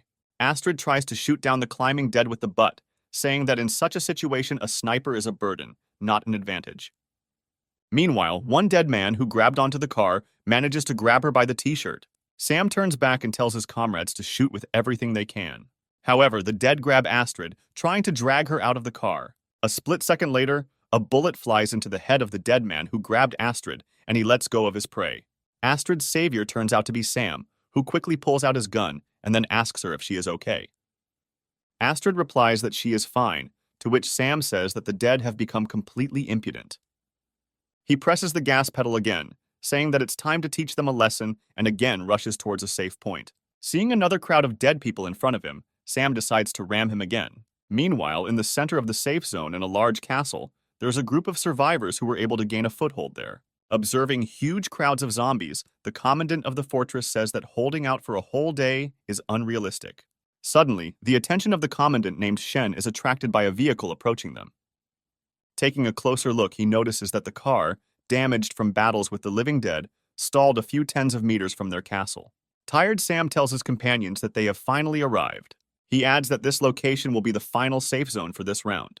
The fortress defenders shout at Sam and his squad to stay back and put their hands up. Sam tells them that if they have guns, they should save them for the zombies. Shen asks the main character what exactly he means. Sam points to a crowd of zombies hanging around behind them and says that if he doesn't let them in, the zombies will kill both Sam and everyone in this fortress. Shen asks the protagonist why on earth he should trust his words. A split second later, Shen's cap is pierced by a well-aimed shot from a sniper rifle. Astrid gives him a smug look, implying that Shen doesn't have much of a choice in the situation. Sam says he has one very good reason why Shen should trust him. He says that he and his squad are incredibly strong players who are superior to everyone on this server. Shen takes off his cap and looks at the neat bullet hole left by Astrid's rifle. With a wave of his hand, he turns to his companions and orders them to open the gate for Sam. Sam and his squad look through all the weapons and ammunition they managed to get during their trip. Shen and his companions look at the collection in fascination, saying that they are very impressed. Sam tells everyone that he suggests sharing all the weapons among themselves to increase their chances of survival. Shen is surprised by Sam's generosity and says that he is very generous. Todd says he agrees with Shen and asks Sam if it would be better to save the weapon. Sam replies that there is no point in doing this, since they are all in the same boat, and if they fail, they will all go down. He hands Shen a machine gun, saying that the jokes are over, adding that the rules of the game have changed, and if they do not unite, they will die. Shen freezes for a second at Sam's heartfelt speech, unable to find the words to respond. Having come to his senses, he loudly says that he agrees with the main character and accepts the machine gun from his hands. Astrid and Stan stand at the makeshift distribution point and begin distributing equipment and ammunition to everyone who wants it. After some time, Shen reports that all his guys are equipped and ready for battle. Sam praises Shen and asks everyone to say what their ultimate goal is. The defenders of the fortress unanimously shout that their only goal is victory. After some time, Sam climbs the tower and secretly shoots the dead man with his bow. Sam notes that the reward for killing a zombie is negligible, amounting to only 10 points. Meanwhile, Todd comes up to him and asks him if he wanted to see him, calling Sam the boss. Sam tells Todd to stop calling him that because he's no one's boss. Todd says Sam's plans, however, force him to follow him. He adds that Sam is nevertheless very cruel, since he recruits so many people into his team in order to mercilessly kill them at the end of the game in order to win. Sam says Todd is wrong because all he wants to do is fight alongside them and survive until the very end. Todd says that this must all be some kind of joke, since there are so many of these zombies that it is not possible to survive to the end. Sam replies that KOG doesn't give players tasks they can't complete so they can win, adding that that's why he has an important mission for Todd. Todd asks Sam what is required of him, to which he replies that he is required to find out information about the zombies so that he can build a defense plan. He adds that Shen has already sent 3 people from his team, so they should also send someone as a sign of trust. Todd asks Sam why he should go, because Astrid and Stan are much stronger than him. Sam says that Stan loses control of himself as soon as he starts fighting with someone. He also adds that Astrid is an excellent shooter, but in close combat, she will have a very difficult time without support. Todd, from Sam's point of view, is very agile and masters all types of weapons, which means he is ideal for this job. He asks Todd if he wants Sam to go instead. Sam says that as a reward, I'll let him sit on the sidelines while they defend the castle, adding that this way he can get the highest survival rate. Todd says that he is satisfied with these conditions, expressing the hope that Sam will not take back his words. With these words, he leaves, thinking about the plan for his task. Sam tells Todd to be careful and make sure he comes back safe and sound. Todd takes one of the motorcycles of the fortress defenders as transport and leaves for reconnaissance. Stan watches Todd leave and asks Sam why he sent the boy to certain death. Sam says that he and Stan have been working together for a very long time, so he shouldn't question his decisions. Sam reflects that Todd probably has his own plans for victory, which means leaving him in the castle would be the worst decision. Meanwhile, Todd takes an observation position on a tree and in a rage says that he will definitely kill Sam someday. He tells himself that the zombies will never think to look for him in the tree, so he can just sit here, after which he can calmly return back to Sam. A sudden movement of leaves interrupts Todd's thoughts and makes him wary. Todd decides to get closer to the source of the noise, trying to figure out who is making it. The source of the sound turns out to be a zombie, which growls menacingly at Todd as he approaches. Todd drops his rifle in fear and falls to the ground, hitting his whole body painfully. Trying to get up, he is surprised at how an ordinary zombie could climb a tree. Looking up, he notices that all his former comrades, turned into the living dead, are standing in front of him. One of the dead men steps on his rifle and in an otherworldly voice says that he did not expect to meet Todd again. Todd looks up and is speechless for a while in shock. In front of him is Alexis, who turned into a dead man but retained his self-awareness. After some time, Sam fills out the necessary reports for the future defense of the fortress, sitting in one of the offices. Sten says that he has finished counting the players in the fortress, adding that there are a total of 72 people in it, taking into account the new ones they accepted. Sam tells Stan that 72 people will be more than enough for his plan. Suddenly, there is a loud knock on the office door, and a male voice reports that there are 73 people in the fortress, not 72. Stan and Sam are distracted by the sound, trying to figure out who said it. Todd enters the office and reports that he has successfully completed his mission. Stan pats Todd's shoulder, praising him for his excellent job and expressing his joy that he was unharmed. Todd says he gained incredibly valuable experience fighting hordes of zombies. Sam also thanks Todd and tells him that he did a great job. Todd approaches the main character and asks him if his promise is still valid. Sam says that Todd can tell him everything he learned, after which he can calmly go and rest. He adds that he can safely leave the defense of the castle to them, since they are well prepared for this. Astrid, meanwhile, is busy shooting the dead from a distance and wonders if the zombies are even going to attack them. Shen approaches her and applauds her accuracy, saying that she is very good at her job. He admits to Astrid that he is almost a devoted fan of hers. Astrid asks him why he still carries around his cap, which was shot through and through. Shen says that because Astrid was the one who shot her, he will keep this cap until the end of the match. Sam comes out to them, calling out to Astrid, saying that he is looking for her everywhere. Shen says that he will not interfere with their conversation and leaves to check the equipment. Astrid asks Sam if Shen whispered anything to him while he was passing by. Sam answers the question with a question, asking Astrid if Shen is flirting with her. Astrid is surprised by this and says that this is something on the verge of impossible. Sam replies that Astrid is quite beautiful and also has a wonderful body and asks her if she is popular with men. Astrid says that she is not strong in love affairs, clarifying that if she wants to find herself a boyfriend, then only one who is excellent at playing games. Sam says that they will finish this conversation later, since now he wants to discuss a more serious topic with her. Astrid looks questioningly at Sam and asks him what exactly he wants to discuss.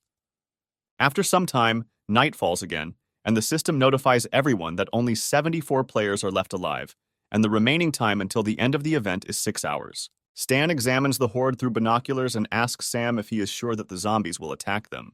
According to Stan, only a small group of living dead are hanging out in front of them. Sam answers him, saying that if their information is correct, then the Horde will attack very soon. Stan replies that there is nothing to indicate this yet, but he stops mid-sentence and takes a closer look. A second later he screams, looking in the direction of the zombie in surprise. He notices a huge number of dead people arriving on the horizon in huge numbers. The defenders of the fortress watch in horror at the approaching crowd of zombies, not believing that they can defeat them all. Sam approaches the edge of the castle tower and admonishes his comrades, saying that he cannot guarantee that they will all survive, nor that they will be able to kill all the dead. However, he is quick to add that he can guarantee that he will never betray his allies and will fight alongside them on the front lines. The defenders of the fortress are inspired by Sam's speech and listen to him in fascination. Sam adds that in truth he has never been able to give fiery speeches, so he will only say one thing. With these words, he raises his fist in the air and shouts that they will definitely win. The crowd picks up his enthusiasm and begins chanting these words as well. Meanwhile, a horde of the Walking Dead arrives at the castle, beginning a siege. First of all, the zombies step on a mine, causing a powerful explosion that scatters dozens of dead people to the sides. The defenders of the fortress are surprised by this turn of events and look down at what is happening. Sam commands the defenders so that they do not relax and remember that victory is at stake. The defenders open fire on the crowd of the dead, who meanwhile activate several more mines as they approach. Stan shoots the dead with a heavy machine gun, joyfully shouting that he must kill them all. The dead fall one after another under bullets, but new ones immediately arrive in their place. Stan says there are too many dead people and asks Sam how he plans to deal with them. Sam strings his bow and asks Stan not to worry, since he's just warming up. Pulling the bowstring, Sam asks the dead if they are ready to die and shoots an arrow. The arrow quickly cuts through the air and lands next to an unknown liquid. Stan looks down and desperately says that Sam's actions had about zero effect. Sam asks Stan not to be nervous and snaps his fingers, smiling contentedly. At the same moment, the liquid, which turns out to be kerosene, ignites. The front ranks of the horde are instantly engulfed in raging flames, falling to the ground. Stan turns to Sam and says that this tactic subtly reminds him of something. Sam says that this is a very convenient tactic, as it can destroy an entire crowd with one shot. The dead stop in front of the fiery barrier and do not dare cross it. However, after a few seconds, raindrops begin to fall on Sam's head, and he says that this is all some kind of stupid joke. The pouring rain extinguishes the fire barrier, and all the defenders curse this game and its mechanics. Sam looks up at the storm clouds and says he's starting to think someone is doing this on purpose. The horde begins to pile on top of each other, trying to overcome the castle wall, and the defenders begin to get nervous again. The defenders drop a special mixture on the climbing dead, which throws them down. However, the dead do not give up and stubbornly continue to climb the steep walls. One of the dead invaders makes it over the wall and begins to climb onto the final ledge. However, he is interrupted by Stan, who sends the dead man down with one blow of his machete. Sam shouts to his allies not to give up, adding that victory will be theirs. With these words, one of the allies approaches him and says that victory will truly belong to them, and puts a pistol to the back of his head. Todd again turns out to be the traitor, who adds that, unfortunately, Sam will not see this victory. There are only 3.5 hours left until the end of the event, but the number of live players drops to 59. Sam asks Todd why he wanted to kill him, sincerely not understanding his motivation. Todd says he wanted to ask Sam this same question more than once before, adding that Sam got in his way every time he was about to come up with the right solution. Sam says all Todd had to do was hide and wait, but even there he disappointed him. Todd tells the main character that he made a deal with zombies who guarantee his safety if he kills Sam. Sam says Todd has said enough, so his time is up. After these words, a shot is heard, and Todd receives a bullet near his heart, which is why he does not have time to shoot and falls to the ground. Astrid, who has been watching what is happening all this time from a nearby tower of the castle, reports that the task has been completed and examines Todd from afar. Todd realizes that Sam suspected him of betrayal all along, which is why he prepared so thoroughly. The main character tells Todd that he put a bug on him and noticed that he stood in one place for too long, adding that after that, anyone would begin to suspect something was wrong. Todd, barely holding back the pain from the wound he received, says that Sam shouldn't rejoice too early, since he still won't be able to win this fight since he didn't take into account one important factor. Sam turns to Todd and asks him what he means by those words. Suddenly, a familiar voice is heard behind him, saying that Todd meant him. Turning around, Sam notices Alexis, who asks Sam if he expected to see him, adding that they have finally met again. Alexis explains that it was actually the pills he took while chasing Sam that actually allowed him to control the living dead. He does not have time to finish his speech, as Astrid decides not to drag on and shoots him in the head with a large caliber sniper rifle. Astrid asks Alexis if the pills helped him deliver shorter speeches. Alexis replies that he has now gained full immortality, and Astrid sees that Alexis's health points have not changed at all, despite being hit in the head. Astrid is surprised and asks how this is possible, suggesting that Alexis started using cheats. Sam takes out his spear and tells Astrid to go help others, leaving Alexis to him, to which he just laughs arrogantly. Alexis says that all their attempts are in vain, since zombies will follow him wherever he goes, adding that this fortress will very soon be filled with the living dead. Sam says that then he will finish him off first and rushes at him with his spear. He easily pierces Alexis's body, but he only laughs in the protagonist's face, calling him a pathetic idiot, and adds that physical attacks do not harm him. After these words, he grabs the protagonist by the throat and easily lifts him into the air to throw him. Deciding to finish Sam off as quickly as possible, Alexis hits him against the stonework with all her might, breaking the side of the watchtower. Alexis gloatingly asks Sam what it's like to lose when he almost won. Sam replies that there is no feeling worse than this, because he has already been through such torment once. With these words, he knocks Alexis's hand from his neck and grabs his spear. Grabbing the shaft of his spear, Sam instantly ignites it just by touching it. He says that he never wants to feel something like that again, after which he plunges the burning part of the spear deeper into Alexis's body.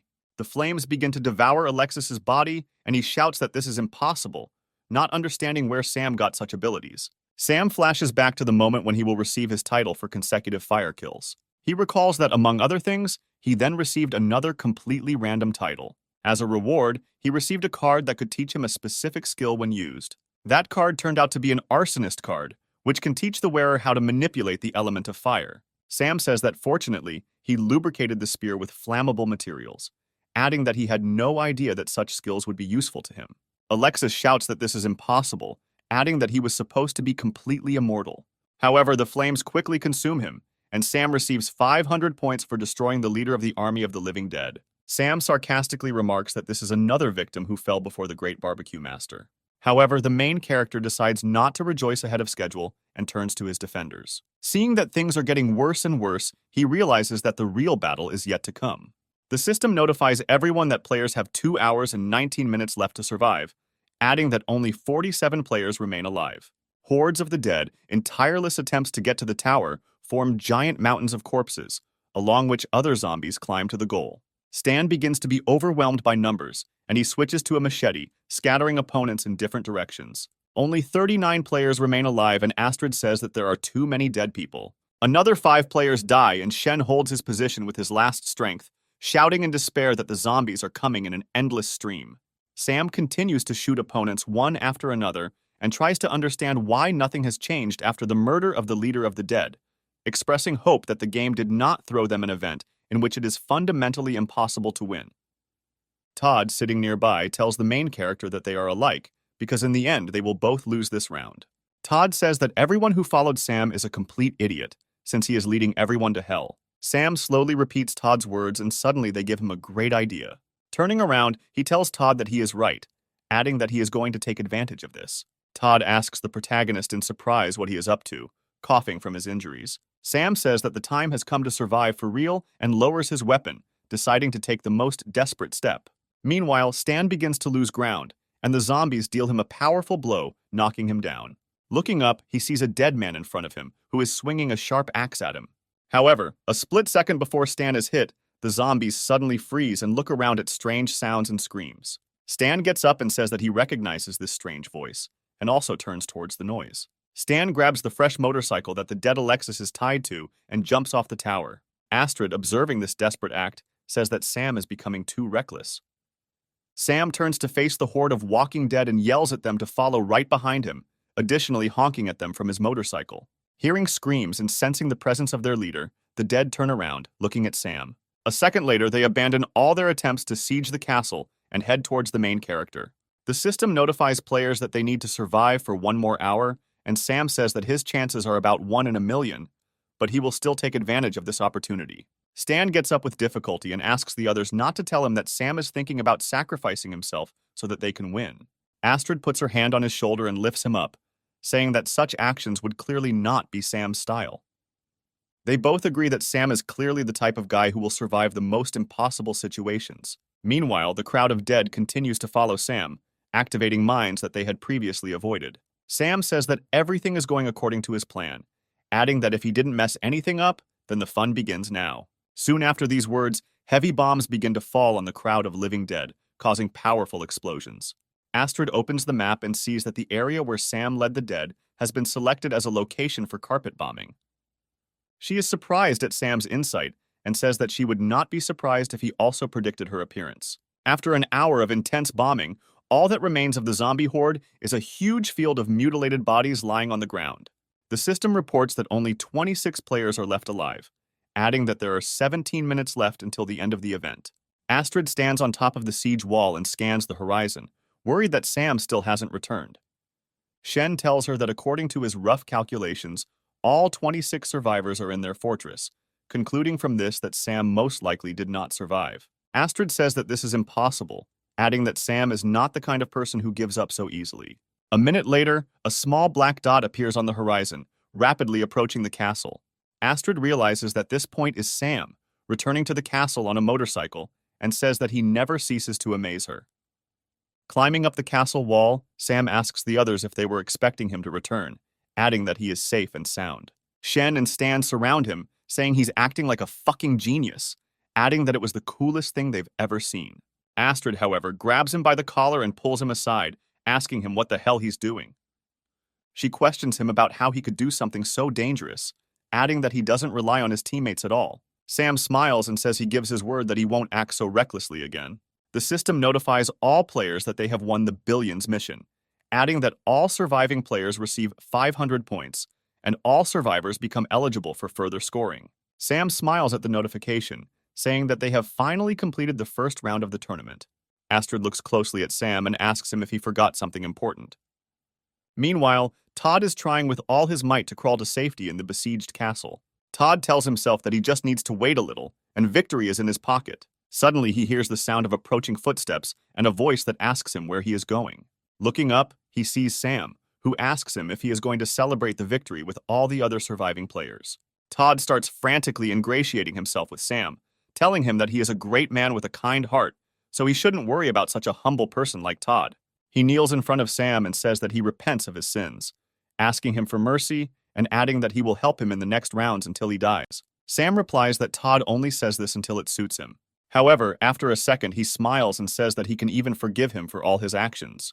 Todd sits up happily and asks Sam if he will truly forgive Todd.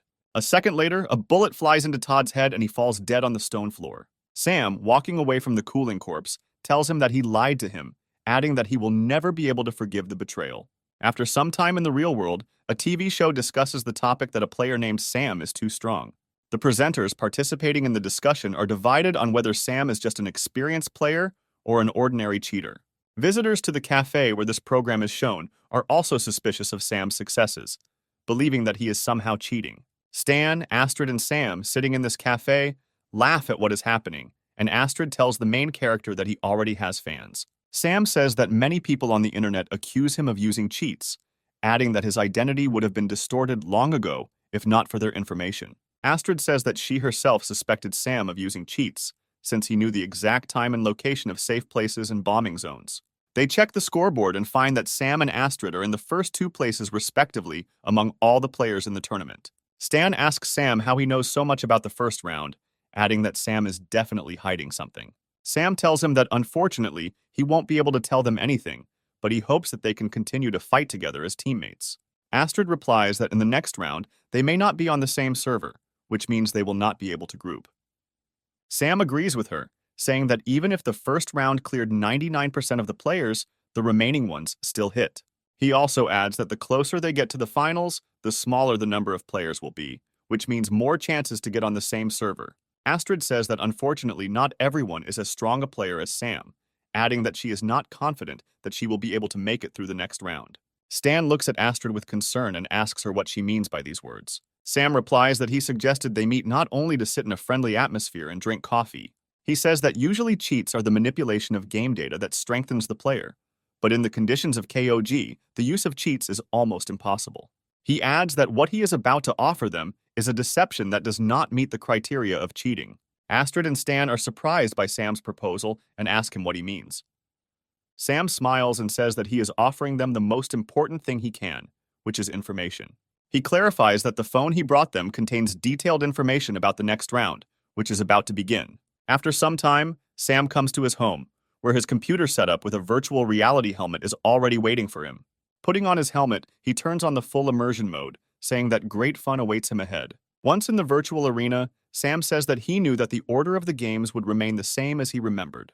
The system says that the second round is dedicated to a game called the Endless Tower, in which the player, using magic cards and winning numerous fights, must reach the top and move on to the next stage. Players are surprised by such strange rules and try to understand what kind of cards they should use. An arena materializes in front of the players, in which a lonely silhouette of a person can be seen.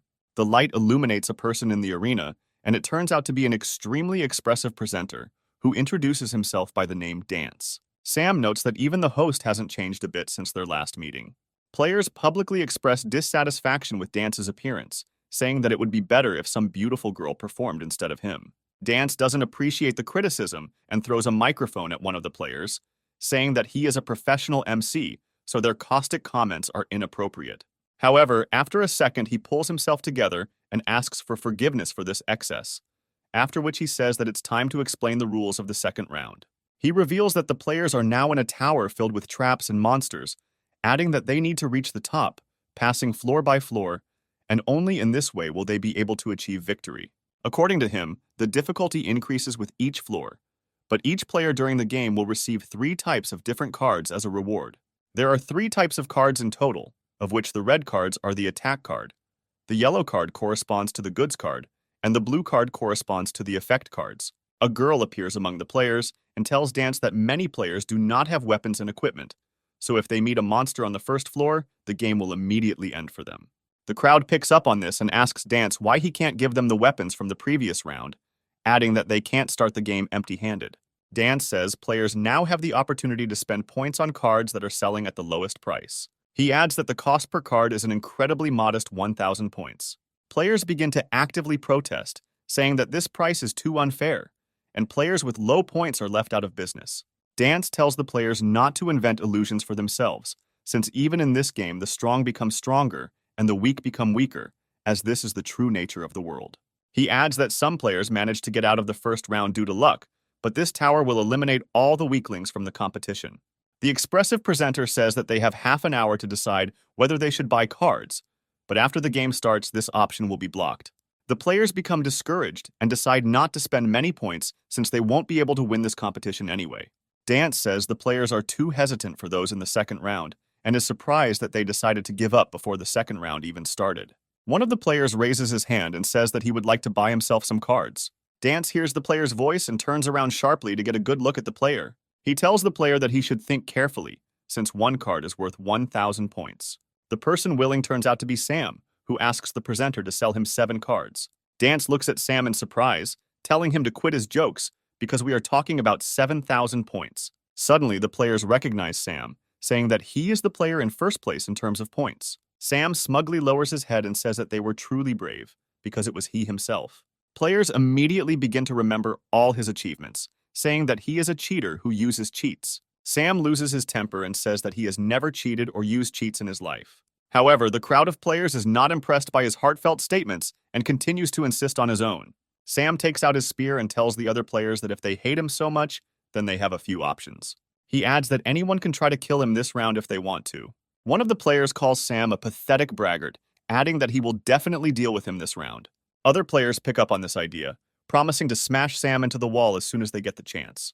The girl watches Sam's act of narcissism and mentally admits that he irritates her very much. Dance watches what is happening and mentally notes that the morale of the players is gradually increasing because of Sam. Sam turns to the host again and says that he still wants to buy 7 cards and asks him if there is any problem with this. Dance smiles broadly and says that the buyer's word is law to him, after which he snaps his fingers. A whole bunch of cards appear in front of Sam, turned face down towards him, and Dance says that the cards in the store are randomized and wishes him good luck.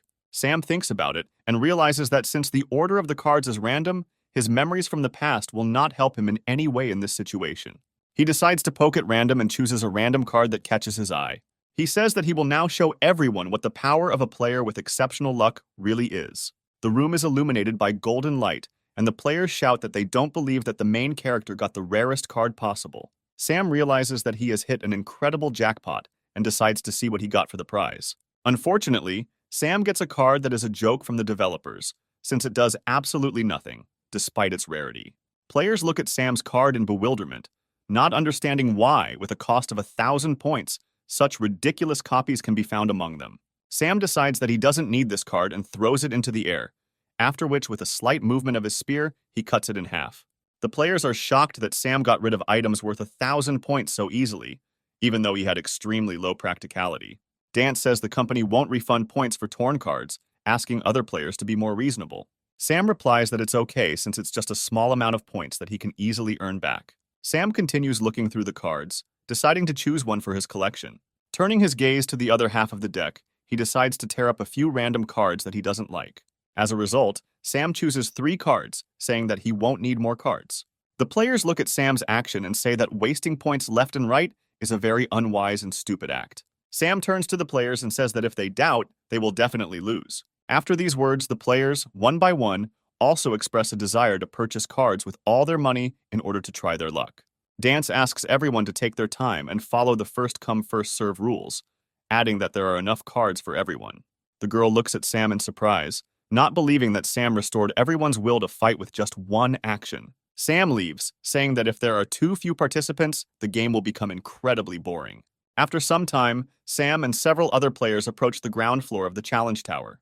According to the presenter, they are at the bottom of an endless tower, where each flight of stairs will take them to a random level, so players are free to choose any floor. Sam turns back and asks the players why they are following him. The players do not want to admit the truth and deny it, telling Sam to stop being so smug. Sam mentally says that these players have no shame or conscience at all and decides to come up with some kind of plan. The girl looks at this scene and wonders if these players really think that following an expert can increase their chances of winning. Sam hastily comes up with a plan and admits that he has no choice but to resort to forbidden techniques. With these words, he sharply points his fingers behind the players' backs and shouts that the pretty girl has decided to bare herself. Players immediately take the bait and turn back, trying to find the beauty in question. However, behind them is only the presenter, who suddenly decided to bare himself in front of the players. The players throw garbage at the leader, saying that they don't want to see him, asking him to get the hell out. One of the players turns around and notices Sam is missing, shouting to the others that this crook has fooled them. Sam decides not to waste time and gets on his feet as quickly as possible so that no one will interfere with him in the future. Meanwhile, Sam's adventures are closely watched by the corporation's executive director. An assistant comes to his office and asks him about the situation with the second round, asking whether there are any discrepancies.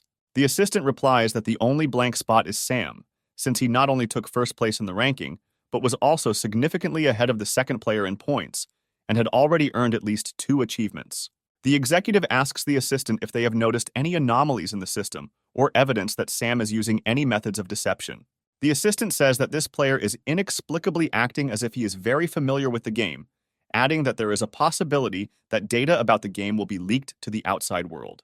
The director says that the content of the second round is completely randomized, so even if there was some kind of leak, none of it will help Sam, after which he orders the assistant to organize the most powerful monster for Sam. The assistant replies that according to the rules, the company cannot interfere with the course of the game, not to mention the strongest monster that is impossible to cope with. The executive director asks the assistant how he dares to disobey his order.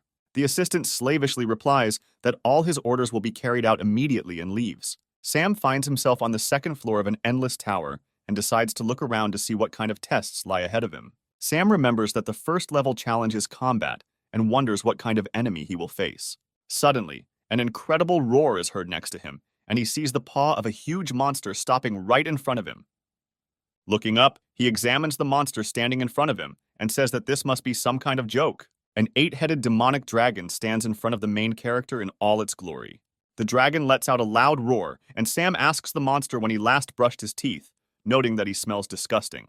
The dragon once again lets out a loud roar and prepares to launch a powerful attack with several heads. Sam joyfully looks at the monster's rage and asks him if he touched a nerve. A loud explosion is heard in the place where Sam is standing, but as soon as the smoke clears, only an empty crater remains in its place.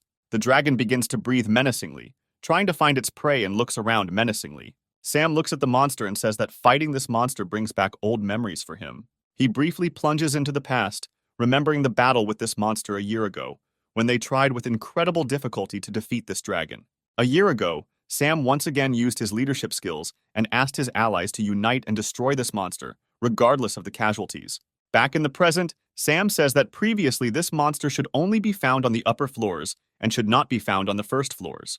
However, from Sam's point of view, this is a great change, since he will now be able to get all the points for himself. Viewers watch Sam fight and say that he is just a crazy daredevil. Sam says that the broadcast screen must be full of comments right now wishing him death for his arrogance. The demonic dragon does not lose patience and decides to finish Sam off with a ranged attack and flares its nostrils. Opening its huge mouth, the dragon spits out a deadly wave of fire directly at the main character. Sam easily dodges the fire attack and shouts to the dragon that playing with fire does not bring anything good.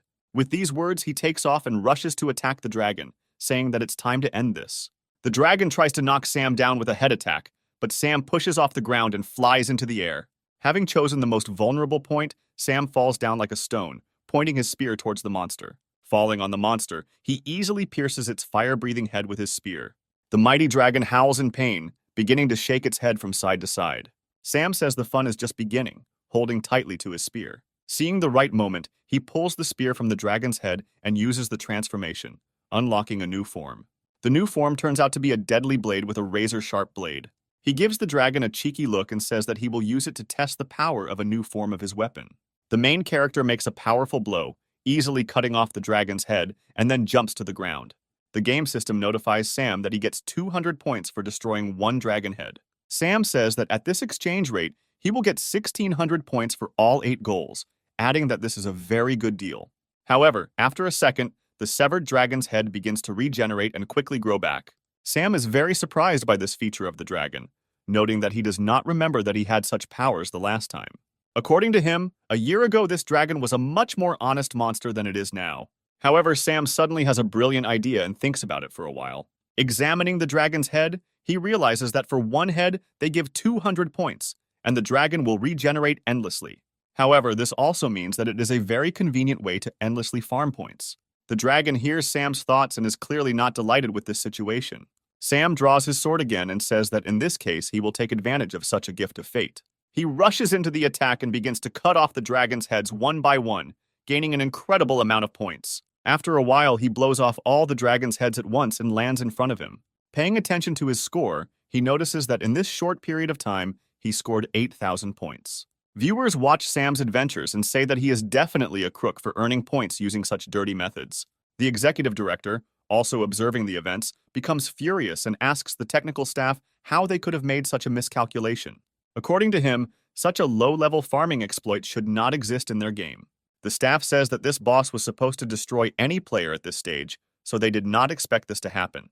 Another employee asks the director what they should do now, adding that they cannot change monster data.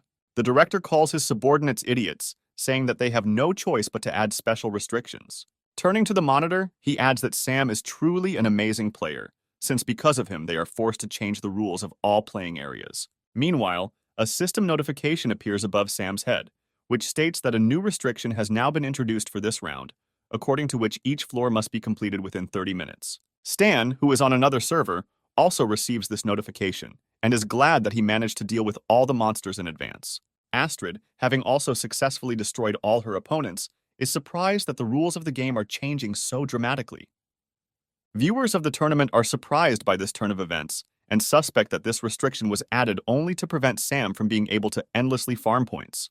There is less than a minute and a half left until the end of the round, and Sam realizes that his golden time is coming to an end. He changes the shape of his spear and says that normal players would not be able to destroy all the heads in one hit. He adds that luckily he pulled out the right card for the occasion.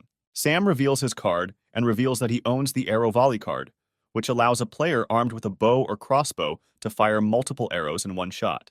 With these words, Sam activates the card, and it is charged with the energy of his arrows.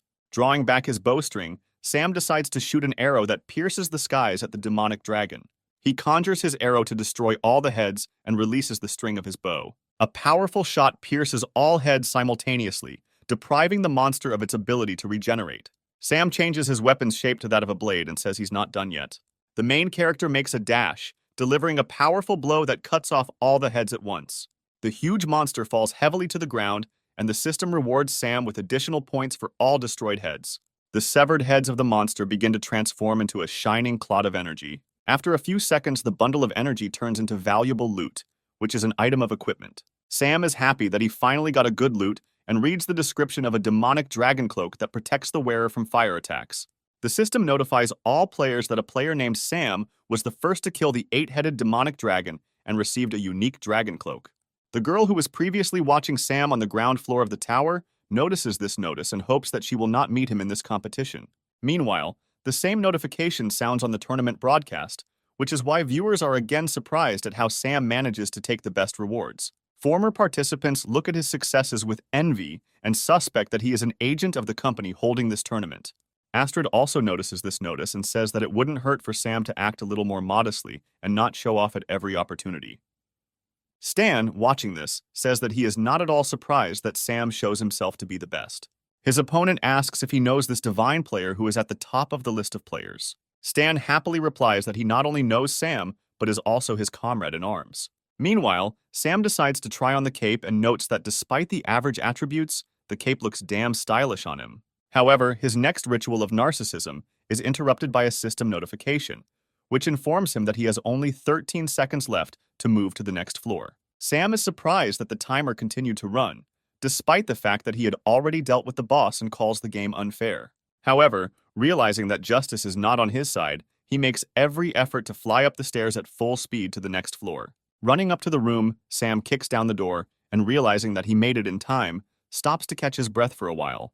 Looking up, he notices that 3 players are waiting for him in the room on the next floor, among whom is a girl whom he had previously seen at the very beginning of the tower. Having looked at her closely, he remembers that in his past life she was a very skillful and strong player. Sam introduces himself and says that he is honored to be with such a beauty. The girl replies that Sam's notoriety precedes him, so everyone in this room knows about him. A girl sitting nearby says that Sam is the strongest player among all, adding that she is his little fan and introduces herself as Martha. The older man says he never knew he would be facing 2 strong players and introduces himself as Francis. Sam decides to introduce himself again and asks the girl what her name is. The girl replies that her name is Morrigan and says that they can finish the formalities since her only goal is to complete this floor. A screen appears in front of the players on which a message is displayed, according to which the theme of the second floor is in Quest Room, in which players need to find a key that can open the door to the next floor. Sam admits that, unfortunately, he is very bad at all things that do not relate to combat. Martha reports that she often goes to escape rooms, so she understands them very well. Morrigan says that this game may be different from the ones Martha has previously participated in, as the difficulty is greatly increased. Sam says that if this is an escape room, they won't be able to go to the next floor until they find the key. Francis points to the box lying on the table and says that perhaps this is the key to the solution. Sam reaches for the box and says that if he is right, then this task is too easy. Sam decides to shake the box a little, but Morrigan immediately gives him a good slap on the head. Taking the box in her hands, she carefully examines it, carefully rotating it in her hands. Martha comes up to the main character and strokes his head, saying that everything will heal soon. Morrigan says that they need to be careful, as there could easily be a trap inside.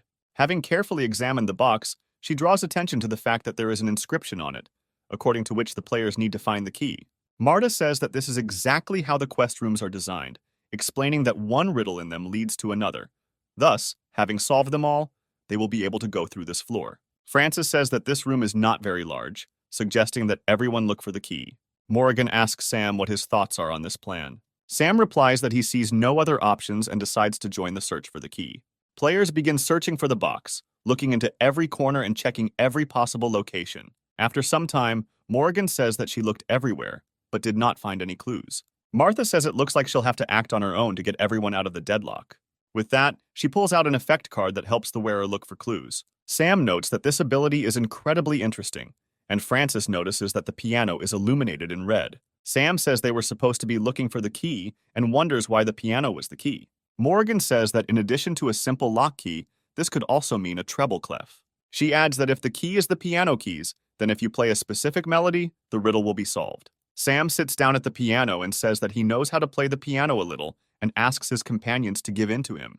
He tells Morrigan that he can play this melody without any difficulty and stretches his fingers. Martha is surprised by Sam's abilities, admiring the fact that he also has musical skills. Morrigan asks Sam if he really knows how to play the piano. Sam says that he was taught music as a child, so he can easily cope with this task. Sam says that now he will charm his companions with his musical talents and begins to perform. Sam's musical talents are only as great as his self-esteem, and he fills the room with an incredible cacophony of sounds. Morgan decides to end Sam's life so as not to go through this torture and asks him if he really knows how to play the piano. Sam stupidly replies that in kindergarten, the teacher personally taught him music lessons. Morgan breaks free from the hands of Martha and Francis and begins to beat Sam without sparing his strength. Sam asks Morgan why she is so cruel, saying that one of his friends has the same habits, to which Morgan replies that now is not the time to fool around and sits down at the piano. Morgan starts playing the piano and plays a very beautiful melody, hitting all the notes with ease. Martha enjoys the music, saying that this melody is truly divine. Francis notes that despite the fact that he is not very good at music, he really enjoys listening to Morgan play. Morgan completes the melody and her companions enthusiastically applaud her. The box makes a click and its lid opens, and Martha happily runs to check its contents. Sam asks Morgan about the name of the tune she performed so skillfully. Morgan replies that it is a very sad foreign melody called The Moth and the Flame. This name makes Sam think, and he begins to think about what it could mean. Suddenly, he realizes the catch and shouts at Martha to urgently run away from the box. A small flamethrower appears next to the box and showers little Martha with a stream of flame. Sam yanks Martha away and climbs out to safety, asking the girl if she's okay. However, looking down, he sees that all that remains of the child is a charred body. Sam punches the wall in rage, saying that if he had known about this earlier, he would have saved the child. Morgan calmly replies that Sam shouldn't blame himself, since he couldn't have known for sure that the title of the song was the key to the trap. Francis points out that Martha only lost the game and is still fine in the real world. He adds that the most important task now is to obtain the key hidden in the box. Sam looks around and says that it looks like there is no fire extinguisher here, and if the box burns to the ground, they will lose. Morgan asks that this task be left to her and takes out the red tournament card. Morgan's card turns out to be a tidal wave effect, allowing her to create violent waves that attack enemies. Morgan easily puts out the fire, leaving the box safe and sound. Morgan regrets that the fire broke out so quickly, saying that otherwise she could have saved Martha. Francis expresses the hope that no more traps await them. Sam says that in case of emergency, his coat has resistance to fire, so he will take the box. Taking the box, Sam examines the contents and is surprised that the key looks very strange. The key turns out to be 3 balls of red, yellow, and blue. A system screen appears in front of the players, which states that after breaking the glass ball, each player will receive 1 clue, adding that one of the clues will be false, but all players will have to tell about their clues and find a way to leave the floor. Sam says that if the said system is true, then they should break the balls and get the information, after which they will put all the information together and find a way out. Sam, Morgan, and Francis simultaneously break the balloons and briefly plunge into cyberspace. Sam feels the system telling him that victory requires sacrifice and returns to the real world. Opening his eyes, he tells his companions what the system told him. Morgan replies that she received a hint, which states that she needs to have an eye for the difficult path. They both ask the sadly silent Francis what clue he got. Francis says that his clue is that the door to the room will open when his comrade dies. Sam says that if this clue were real, the door would have opened when Martha died, and then concludes that it is a fake. Francis hesitantly agrees with this, saying that his hint really sounds too strange to be real. Sam puts the words of his clue together with Morgan's and begins to think about what it might mean. Morgan says this could mean the item they need is shaped like an eye. Sam says that he is very bored with searching for new items, adding that the methods of this game have begun to become outdated. Morgan says that even information in books can hide some clues, asking her companions not to be so careless. Sam asks Morgan if the item he is looking for could be an ordinary eye. Meanwhile, Francis watches with a gloomy mood as Morgan rummages through the bookcase. Taking advantage of Morgan's trust in him, he quietly pulls out an item card, summoning a weapon. He says that he really wants to win, and then swings his axe, asking Morgan to die. However, Morgan turns around and with a quick kick throws Francis away several meters. Francis hits the table, briefly stunned by the force of the impact. He reaches for an axe, but Sam's energy arrow pierces his arm, rendering him incapacitated.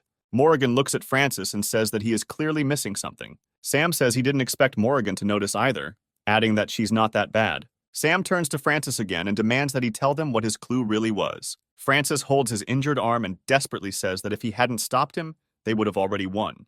He reveals that the clue said that he must kill his teammate in order for the door to the next floor to open.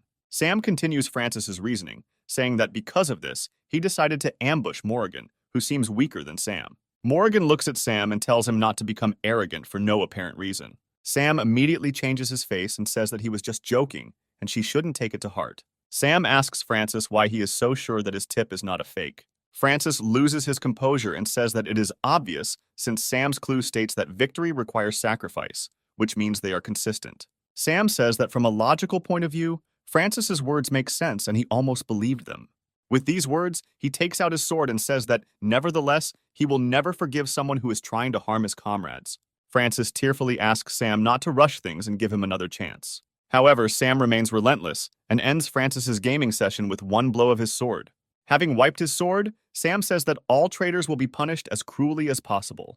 Morgan is surprised that Sam can act so cold-blooded and cruel, despite his comical behavior. Morgan says that Sam apparently has been betrayed before, since he reacts so strongly to Francis's behavior. Sam says he was betrayed before by the person he trusted the most. He turns his head towards Morgan and says that now he will make every traitor pay. Sam notes that the door remained closed, which means Francis's tip was fake.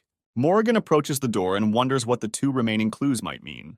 Lost in thought, she accidentally presses a secret button on the door, which opens a hidden scanner. Sam approaches the door and asks Morgan if this device is a fingerprint scanner, to which Morgan replies that it is a retinal scanner. Sam pulls back his eyelid and says he can easily check the scanner is working. The scanner checks Sam's eye and reports that it was unable to identify the user. Sam muses that they need to get another iris from somewhere to unlock this door. Morgan reads her clues out loud again and wonders what they might mean. Sam says that everything is clear to him, adding that if this retinal scanner is a hard choice, then they need an eye that looks at the hard choices. They turn around and look at the bust, which has an eye hidden inside, and Morgan goes over to take it. Sam suddenly realizes that there must be a catch here and shouts at Morgan to take her time, but she doesn't have time.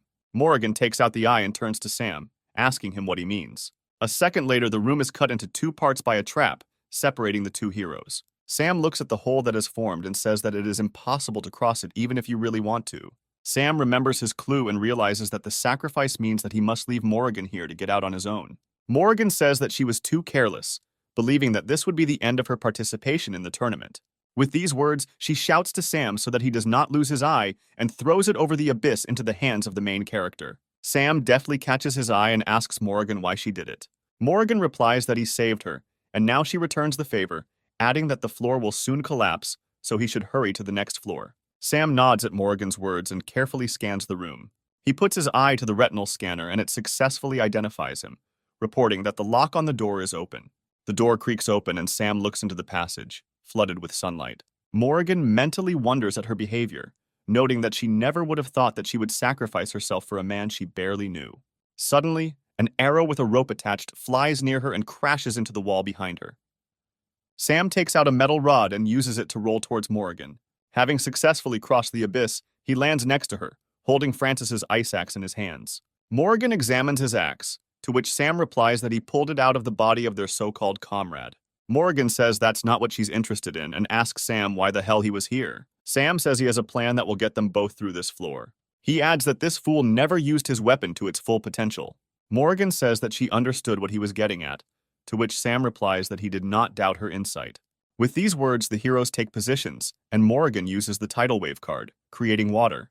As soon as the big wave reaches the opposite edge of the abyss, Sam shouts that it's time to act and throws his axe forward. The axe crashes into the water, instantly freezing it. After a few seconds, the wave turns into a strong ice bridge, which, however, cannot last long.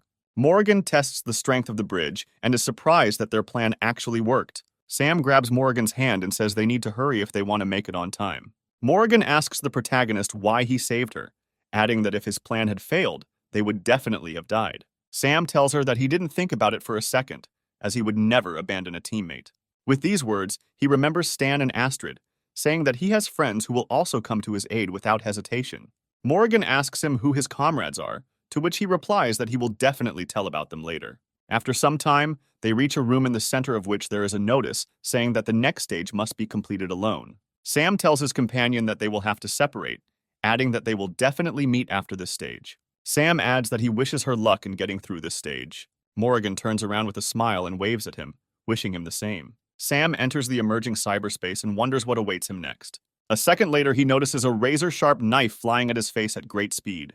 The bearer of this knife is Todd, previously killed by Sam in the first round, who screams at the protagonist to die immediately. Realizing that Todd is wearing the armor in which he killed him the first time, Sam is surprised and only manages to squeeze out a few curses at Todd. However, Todd flies next to him, killing the monster that was sneaking up on Sam from behind. Turning around, Sam can't believe his eyes and asks Todd what's going on here. Todd puts his hand on Sam's shoulder and tells him not to stand there, adding that they are at the last stage and they need to work together. Sam suspects that all the jokes about reincarnation were illusions and wonders whether what is happening is real.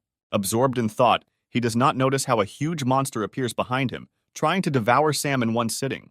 At that same second, out of nowhere, Stan jumps out and tells Sam that he will get the points for this monster. Swinging his sword, he cuts off the head of a huge monster with one blow. He is answered by Astrid, who says that Stan can deal with all the monsters on Earth, and she will take on the flying creatures. With these words, she makes many well-aimed shots, killing the flying monsters one by one. Suddenly, out of nowhere, a horde of monstrous beasts appears in front of the heroes, rushing headlong towards them. Morrigan comes to the aid of the heroes, who says that they are only showing off, accusing them of being unreliable. Raising her magic staff above her, she activates the instant flood skill, creating a huge tsunami. The wave instantly covers the monsters, sweeping them all off the face of the earth. Sam observes the coherence of his comrades and says that they have all become incredibly strong. Suddenly, Stan comes up behind the main character and puts his hand on his shoulder, asking him why he stands rooted to the spot. Sam turns around and sees all his comrades in full combat readiness. Astrid approaches him and asks him if he is nervous about being so close to the championship. Sam looks at Astrid and asks her what she means by that. Morrigan replies that their team's victory is in their pocket, adding that as their leader, he will be the one to receive the championship title. Todd says that it was thanks to Sam that their team was able to reach this stage and asks him not to forget about them when they take first place. Approaching the edge of the building, Sam notices huge crowds of players chanting his name. Meanwhile, in the real world, a journalist interviews one of the tournament's creators, asking him why the current stage of the competition is structured this way. The creator responds that among the tower's many stages, they have created a floor that will show players what they desire most. The journalist asks the creator why they chose such a test if the goal of the KOG tournament is to find the best player. The creator replies that this stage is designed to test the character of the players, adding that if they cannot overcome temptation, then they will never be able to become the owner of the championship title. Meanwhile, one of the participants sees a handsome guy in her stage who says he can teach her how to play basketball. However, after a second, it turns into a terrible monster and instantly kills the unsuspecting victim. Meanwhile, Stan is in his stage hugging the girl, who hugs him and asks him to promise that they will always be close. She also turns into a terrible evil spirit who is going to finish Stan off with one blow. Stan hugs this creature tightly to him, saying that he misses him very much. But after a second, he pulls her away from him, saying that disturbing the dead in this round is too much. With these words, he grabs his machete and cuts the creature in two, pretending to be a person dear to him, passing to the next stage and receiving 1,000 points as a reward. Astrid, meanwhile, is transported to the esports arena, where she and her former squad are crowned world champions. Her teammates hug her, offering to celebrate their victory that night by going to a restaurant or karaoke. Astrid admits that she always dreamed of winning the championship as a representative of this squad. Meanwhile, her friends turn into clay monsters, trying to devour her body. However, after a second, accurate fire from pistols causes the monsters to turn into a sieve and die. Astrid looks back at the bodies of the monsters and blows away the smoke from the barrels of her weapon. She adds that she already has real friends who behave sincerely with her. Morrigan is transported to a luxurious mansion where a whimsical melody is playing on the piano. She sits in front of him, continuing to play the beautiful melodies that she liked so much as a child. Suddenly, she hears light applause and a familiar male voice praising her efforts. Morrigan instantly recognizes this voice and turns towards the man, calling him father. Morrigan's father tells her that in a couple of years, her musical abilities will definitely surpass his own. He comes up to her and says that he will be just as happy if she does what she wants. Morrigan calmly uses the tide card, washing her father away, slamming him into the wall. Rising to her feet, she says that this test turned out to be incredibly boring, since only complete idiots would fall for this trick. Meanwhile, Sam is basking in the glory and rejoices that with such strong allies, he can easily take first place in the tournament. However, a second later, a monstrous hand penetrates through him, tearing out his heart. Turning around, Sam notices that all his comrades turned out to be monsters who were waiting for the right moment. Sam falls to the ground and expires a few seconds later, giving the monsters a reason to roar with joy. However, a second later, Sam appears behind them, saying that he gives this simulation its due, noting its veracity. Looking at the monsters, he says that his idea of using a special card before the stage was the right decision. With these words, he shows the monsters the sacrificial lamb card, which allows the bearer to create their own copy that does not have combat skills. After that, he takes out his bow, saying that he hates traitors more than anything in the world. Quickly taking aim, he shoots the monster that imitated Todd in the head and punches a huge hole in it. Without allowing the monsters to come to their senses, he rushes into the attack, instantly executing another monster. Having finished with all the monsters, he notes that these monsters are too weak, suggesting that the most difficult part of the test is overcoming the illusion. The system notifies the main character that he has successfully passed the test, awarding him 1,000 points. He turns around and sees a staircase appear, leading him to the next stage. For a second, he thinks about whether his comrades managed to cope with this test and goes inside. The fourth floor turns out to be the Labyrinth of Death, in which the player's health will gradually decrease, but killing other players can replenish it.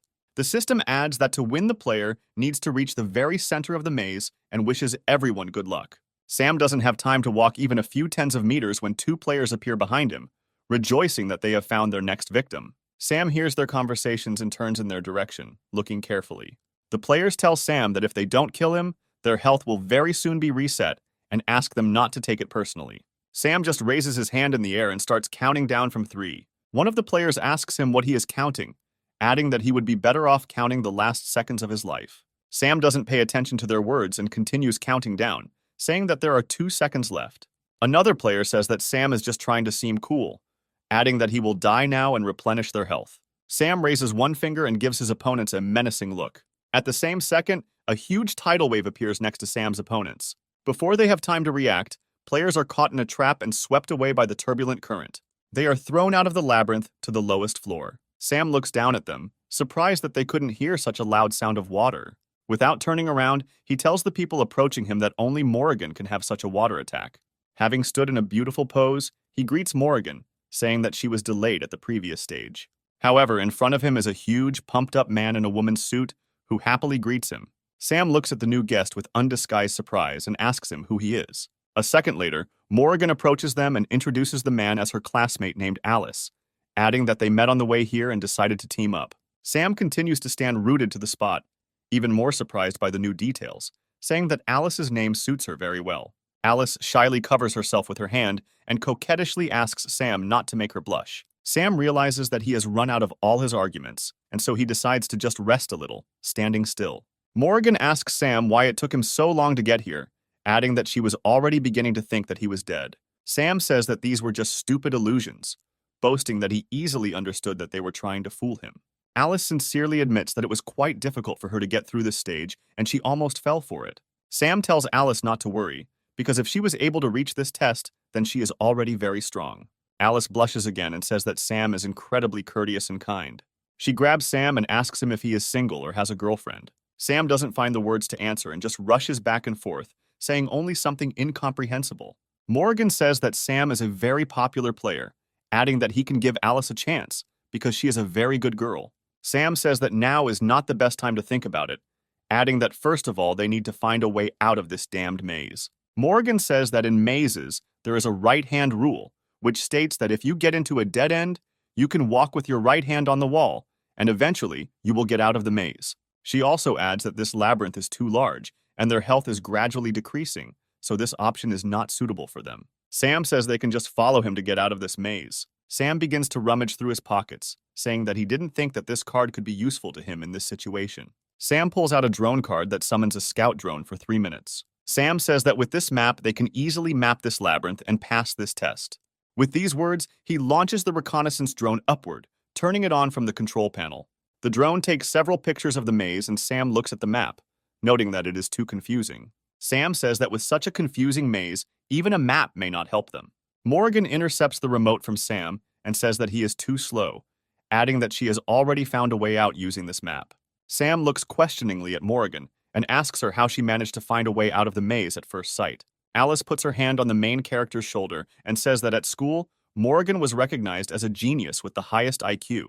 Meanwhile, 2 players stuck in the maze notice that they have little health left and say that even if they fail the test, they had a great time. However, a second later, one player feels himself being shot in the back from a revolver. Turning around, he sees the girl looking at him contentedly, thanking him for serving as her first aid kit. After a few seconds, a round shadow hangs over the girl, which begins to quickly increase in size. The girl looks up and sees a huge boulder falling on her at high speed. Before she can react, the girl finds herself crushed under a huge boulder. Sam arrives on the scene, saying that all the traps have been disarmed, adding that Morrigan really is a genius for being able to calculate their location. Morrigan replies that this was a very easy task, since she quickly realized that the trap was set in the Fibonacci sequence. The girl grabs Sam by the leg and asks him to help her get out of this trap. Sam agrees to help her and kills her with a quick blow of his sword. Morrigan tells Sam that he doesn't know how to be gentle at all, to which he replies that he gave the girl what she asked of him. He adds that he will under no circumstances help the traitor, even if he asks him about it on his knees. Alice approaches Sam and says that he has a very cocky and decisive character, adding that she is crazy about him, to which Sam calmly replies that he is very glad to hear that. Sam tells Morrigan that if her theory is correct, then according to the Fibonacci sequence, there will be fewer traps waiting for them at the end. Morrigan replies that this is done in order to eliminate as many players as possible at the beginning, adding that the closer they are to the exit, the faster their health will run out. At the same second, an arrow flies towards Morrigan and Sam jerks it with his body. He looks around, saying that the enemies have already caught up, which means it's time for them to prepare for battle. Silhouettes of several players appear in the corridor of the labyrinth, saying that they have finally found the opportunity to gain health points. The players say that they outnumber Sam and their team, which means they don't have a chance. Sam says he's happy with the odds, adding that he's not the first to find himself in such situations. Suddenly, Alice appears behind the inattentive players, catching them by surprise. Without giving them time to come to their senses, she grabs 2 players by the heads and instantly kills them. The remaining 3 players turn back and ask each other where this monster came from. However, this exposes them to attack, and Sam immediately takes advantage of this, killing the other player with a sword. Alice charges at the remaining pair of players who turn away from her again. Having dealt with the opponents, Alice says that it was not for nothing that she had her eye on Sam, adding that he is very strong, to which he replies that she cannot be called weak either. Meanwhile, several players reach a strange gate, suggesting that they have finally found a way out of the maze. One of the players says that he warned everyone that thanks to his X-ray glasses, they would find a way out very quickly. However, from the open door, he is immediately pierced by a fireball, and the guy immediately falls dead. The players are surprised by the ambush and decide to look inside the hall to understand who killed their comrade. A small light lights up in the darkness, and a child's voice joyfully says that new prey has finally arrived. The hall begins to be illuminated by dim light, and the players notice that at the end of the hall, a little girl is sitting on the gate. She asks the players why they don't let her burn them all to the ground. The players grab their weapons and decide not to stand on ceremony with the impudent girl, rushing to the attack. They shoot at her from all calibers, and because of this, she disappears from view for some time. However, as soon as the smoke clears, the players face a tall man who covered the girl and did not receive a single scratch. One of the players points his finger at the man and girl in horror, saying that he has heard about this couple. According to him, their names are Dorothy and Dell, and they are known for only getting points from killing players. The players decide not to drift and say that there are still many more of them, which means they have a chance to kill them. Dorothy happily says that in this case, she will be happy to play with them, and takes out a red effect card. A few seconds later, a powerful explosion is heard in the labyrinth, which can be observed from any point. Morrigan and Sam notice the huge pillar of flame and wonder what's going on there. Sam says that things are only getting more interesting and offers to go there to find out. Approaching the site of the explosion, they discover a large number of charred bodies piled in a heap. Entering the hall, Sam and his comrades see Dell sitting on a pile of bodies and asks him if he killed everyone else alone. Alice hides behind Sam and says that she is very scared, asking him to comfort her. And Morrigan says that they should all be careful, since all these players were killed by a powerful fire spell. Dell just chuckles slightly as he watches Sam and his squad, mentally saying goodbye to them. Sam realizes that there is some kind of trap here and pushes Alice aside. A second later, a bright stream of fire flies into the place where they stood, incinerating the floor. Dorothy appears out of nowhere, revealing an invisibility card in her hand, which allows the wearer to gain invisibility, which dissipates upon the first attack. Dell tells Dorothy to be careful, adding that Sam doesn't look like a weakling. Alice says that she is not used to guys jumping on her, adding that such things really embarrass her. Sam slaps Alice on the cheek, telling her to pull herself together and be more serious. Dorothy points at Sam and says that she remembers him, saying that he is the first on the list of players in points. Sam realizes that he again has the opportunity for narcissism and says that they guessed correctly, and it really is him. Alice again lovingly watches Sam, saying that he is an incredibly modest person, and Morrigan says that she is starting to get tired of this circus. Dell says this is all starting to get interesting, adding that since Sam is in first place, he must have a lot of good loot. Del rushes to the attack, saying that he was lucky to find such prey, because now all of Sam's things will go to him. Sam takes out his spear and says that if Del wants it so bad, he can try to take them away. Alice bursts into the fray, saying that Del won't dare touch her man without her knowledge. Sam looks at Alice and shouts at her to be careful and not get into trouble. Alice slams her fist into Del's fist, creating a powerful shockwave. The force of the blow sends Alice flying into the wall at full speed, and Sam watches as a large column of smoke rises from the impact. Sam asks Alice if she's okay, and Morrigan is genuinely surprised that someone could beat Alice in a fist fight. Alice says she felt like she broke her arm, surprised that Del's fist could be so strong. Sam says that if he remembers correctly, then the pair are scoreboard experts, adding that they are different from all the opponents they have previously faced. Del says that his body has a special effect called Mountain Body, which allows the user's body to become as strong as rock, greatly increasing defense and attack. Del completely turns his body into stone and says that despite the fact that Sam is in first place, he will not survive the meeting with him. He prepares for battle and asks Sam if he is ready to die right now. Sam only tells Del that he looks extremely ugly, which provokes him into a furious jump attack. Using his agility, Sam easily dodges, jumping to the side. The main character notes that despite everything, Del has extremely powerful attacks. However, distracted by his thoughts, Sam does not have time to notice Del, who is approaching him at incredible speed, preparing to deliver a fatal attack. However, Sam caught himself in time and dodges the attack, noticing that Del was exposed to attack. Realizing that his turn has come, he delivers a confident blow, trying to pierce Del's stone body with a spear. However, the spear does not cause any significant damage to Del and only slightly scratches his stone skin. Sam is surprised by what he sees, not understanding how it was possible to obtain such absolute protection from physical damage.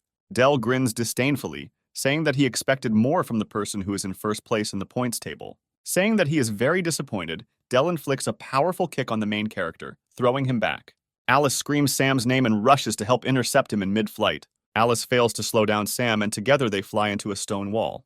They crash into the barrier with force, but Alice softens the blow with her body, which is why Sam escapes with less damage. Sam asks Alice if she's okay, adding that she's dead. Alice squeezes out the words that she is glad that she was able to catch Sam. Looking up, Sam sees a hail of fiery meteorites falling on him and Alice, threatening to incinerate them in seconds. However, suddenly a water barrier created by Morrigan begins to appear in front of them. The wave obscures the heroes, completely neutralizing the fiery threat from Dorothy. Dorothy says that Morrigan has a very interesting toy, since she was able to block her swarm of meteorites. Morrigan replies that Dorothy is not the only one who can use elemental abilities, and again uses the tidal wave card. At that same second, Del rushes towards Dorothy to defend his companion. Del blocks the strong flow of water with her body, thanks to which Dorothy remains completely unharmed. Morrigan runs up to Sam and Alice and asks them if they are safe and if they are all right. Alice apologizes to her companions and says that unfortunately, she will not be able to get up. Sam leans over to Alice and says no matter what she does, adding that they can handle it. Sam says that now he will help them win this battle, and Morrigan replies that he will not let him take all the laurels. Del says that he and Dorothy are the perfect team, adding that they will all die. Sam rushes back into battle with his spear, saying it's time for the real fun to begin. Del also rushes forward and strikes Sam, stopping him instantly. Immediately, a swarm of fiery meteorites falls on Sam and Del, one of which hits the protagonist's opponent directly. Sam is surprised that Del has so much energy for random attacks. Del replies that his body is not only skilled in attack and defense, but is also immune to any attacks from fire and water, adding that his strength increases more the higher his temperature. He throws another punch, trying to break through Sam's block, and adds that their team is invincible. Sam's spear cannot withstand these blows, and the tip breaks off the shaft and falls to the ground, sticking into it. Sam says the combination of heat and a stone body is great, adding that Del came up with a very interesting strategy.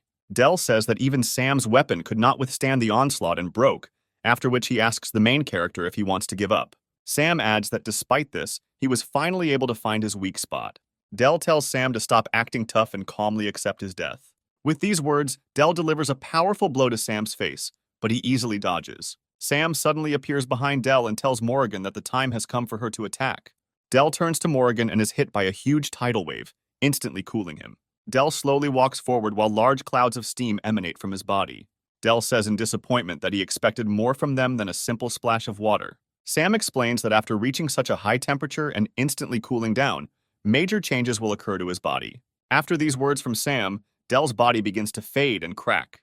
Dell examines his body and sees large pieces starting to fall off. Infuriated, he asks Sam what they did with his body. Sam tells him that everyone has weaknesses, no matter their position or rank. He adds that Dell does have incredibly strong defenses, but because of this, he cannot dodge magical attacks. Sam says he took advantage of this to stall for time until his ally made his body red hot. However, if a hot stone is cooled sharply, then due to thermal expansion, any stone will simply break. Morrigan tells Sam to stop fooling around and get down to business. Dell says that it doesn't matter to him anymore because in any case he will have time to kill Sam. Sam says that Dell is telling the truth, but because he has cooled down, he has become much slower. He adds that on top of this, he has become very fragile and thrusts a spear into his back. Dell lets out a loud scream, and this attracts a mysterious player who understands which way the exit is and goes to it. Sam turns and says that now all that remains is to deal with that small and annoying girl. However, suddenly they notice that the girls have disappeared and are not in danger. Morrigan says that she had an invisibility card, so she could use it in the chaos and escape. Morrigan adds that now she won't cause them any problems in any case, and offers to check what kind of reward they got. Dell starts coughing and Sam jumps in fright, surprised that he didn't die after that. Dell says that Sam really deserves the right to first place, adding that it shouldn't go to his head. He adds that even if he was able to defeat him, he will meet other opponents who will be much stronger than him, to which Sam replies that he already knows that. Dell pulls out the self-destruct card and asks him what he has to say about it. Sam covers Morrigan with himself, advising her to run away and mentally understands that he will not have time to stop the activation of self-destruction. However, suddenly someone cuts off Dell's hand with a lightning strike. Dell turns to the side and cannot believe his eyes, continuing to look frantically ahead. In the next second, the first blow is followed by dozens of others, and Dell's body turns into a sieve. Sam turns towards the stranger and says that he recognizes this arrogant style of hitting. The stranger says that Dell should bloom with blood in this glorious moment, like a flower. Sam says that he recognizes this player, adding that he always spoke very strangely. The stranger introduces himself as a swordsman named Lee Han, looking at Sam and Morrigan with interest. Morrigan asks him what he wants and pulls out her tidal wave map, but Sam stops her. Sam mentally remembers that Lee Han was very strong and before he did not have the opportunity to fight him. With these words, he briefly plunges into memories, and before his eyes there appear pictures of Lee Han standing on a mountain of corpses. Lee Han continues to look at Sam curiously, and after a few seconds recognizes him, saying his name. Sam tells Lee Han that he was not mistaken and it is really him. Lee Han says that Sam is injured, adding that he does not fight weakened opponents, after which he calmly turns around and walks past the main character. Sam feels annoyed that Lee Han took advantage of him to make himself look cool, but Morrigan is not impressed by this behavior and says that Lee Han looks like a child. Lee Han approaches the hall's gate and unsheathes his katana to perform the ritual. With 2 quick swings, he creates a cross-shaped wave that floods the hall with blue light. Turning around, he tells Sam that he is weak, adding that they will definitely fight, but only when he becomes stronger. Alice, having finally assumed her usual form, hugs Sam and asks him which form he likes best, adding that for his sake she is ready to take any. Sam, not used to female attention, breaks into a smile and says that he likes both of them. Suddenly, he turns his gaze to Morrigan, and her stern appearance instantly makes him cheer up and come to his senses. He tells Alice to concentrate and invites everyone to go to the center of the maze. The system notifies that the number of players remaining in the maze becomes 0. However, the silence that reigned in the labyrinth is instantly broken by Alice, who, taking on a stone form, makes her way through the walls of the labyrinth to the center. Having made a way for her team, she admits that she is very tired and goes into her usual form. Sam jumps over the ruins, saying that he knew that breaking through walls was the most effective method, while Morrigan, following him, says that only he could have thought of that. Having reached the center of the maze, our heroes discover a system notification that congratulates them on completing the maze, adding that they are now given 30 minutes to create a team of 4 people to complete the next stage. Sam reads the text and notes that this time, fortunately, the rules remain the same. Morrigan says that according to her guesses, the test at the next level will be between teams, and those who came here first will be the first to team up with stronger players. Alice says that in her opinion, they do not need a 4th teammate, since the 3 of them are already doing a great job. Sam replies that he doesn't agree with her, adding that there is another person he really wants to see on his team. After 27 minutes, the center of the maze is filled with people who were able to reach the exit, and everyone begins to look for a team. Some players say that they need 2 people who have at least 2 ability cards. Other players try to put pressure on Pity, asking to be taken on the team and promising to do whatever they are asked. One of the players approaches the girl and asks her if they need a teammate, saying that he has 2 cards and is very strong. Alice, to whom this request was sent, takes off her sunglasses and examines the applicant. She refuses the player, saying that he is blocking her rays of the sun, adding that he cannot be stronger than her, which means he is not suitable for them. Morgan says that there are 3 minutes left until the end of the countdown, and the person Sam was waiting for didn't come in the end. Sam says that this man is already nearby, adding that he can smell his scent a mile away. Players are surprised at where sakura petals began to appear next to them and begin to look around. Lee Han arrives at the center of the labyrinth, saying that he was late because he walked here along a long path. Players look at Lee Han with bewilderment and call him a strange eccentric. Sam says that this scent of arrogance cannot be confused with anything, and Morgan asks Sam in disappointment whether he has been waiting for this all this time. Sam greets Lee Han and asks him if he would like to join his team, adding that they are just 1 person short. Lee Han says that he is forced to refuse the protagonist, since from his point of view, he only needs himself to win.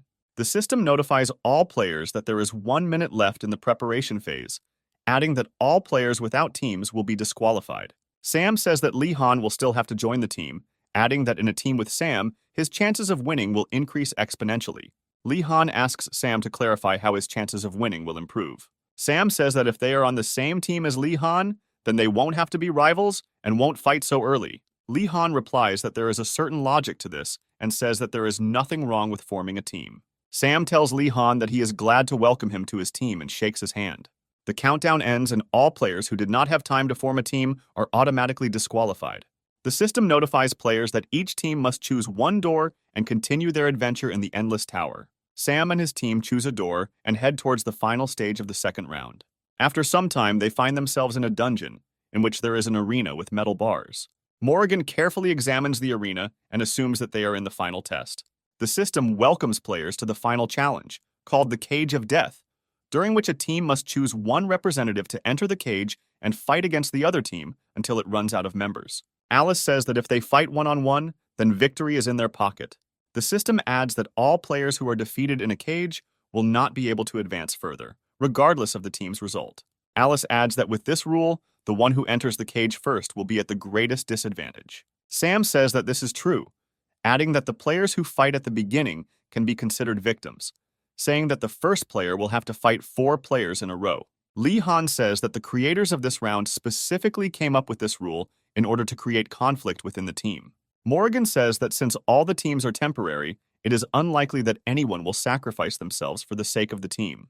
The system asks teams to choose their candidate within 1 minute, adding that otherwise the entire team will be disqualified.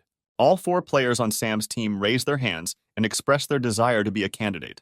Surprised by this outcome of events, all members of the squad look at each other. Sam concludes that their team seems to be different from everyone else. Lee Han says that he can go first since he can easily eliminate 4 players. Sam says that he just invited Lee Han to the team, so it would be rude to send him first. Morgan tries to stop Sam, telling him that it is very unsafe. Sam tells her not to worry, adding that he will be the greatest player and will not die in such a simple test. Alice looks at Sam happily, saying that he really is the right man for her. Sam enters the arena and the metal gates creak shut behind him. He mentally notes that the essence of the last test has not changed at all from his last time.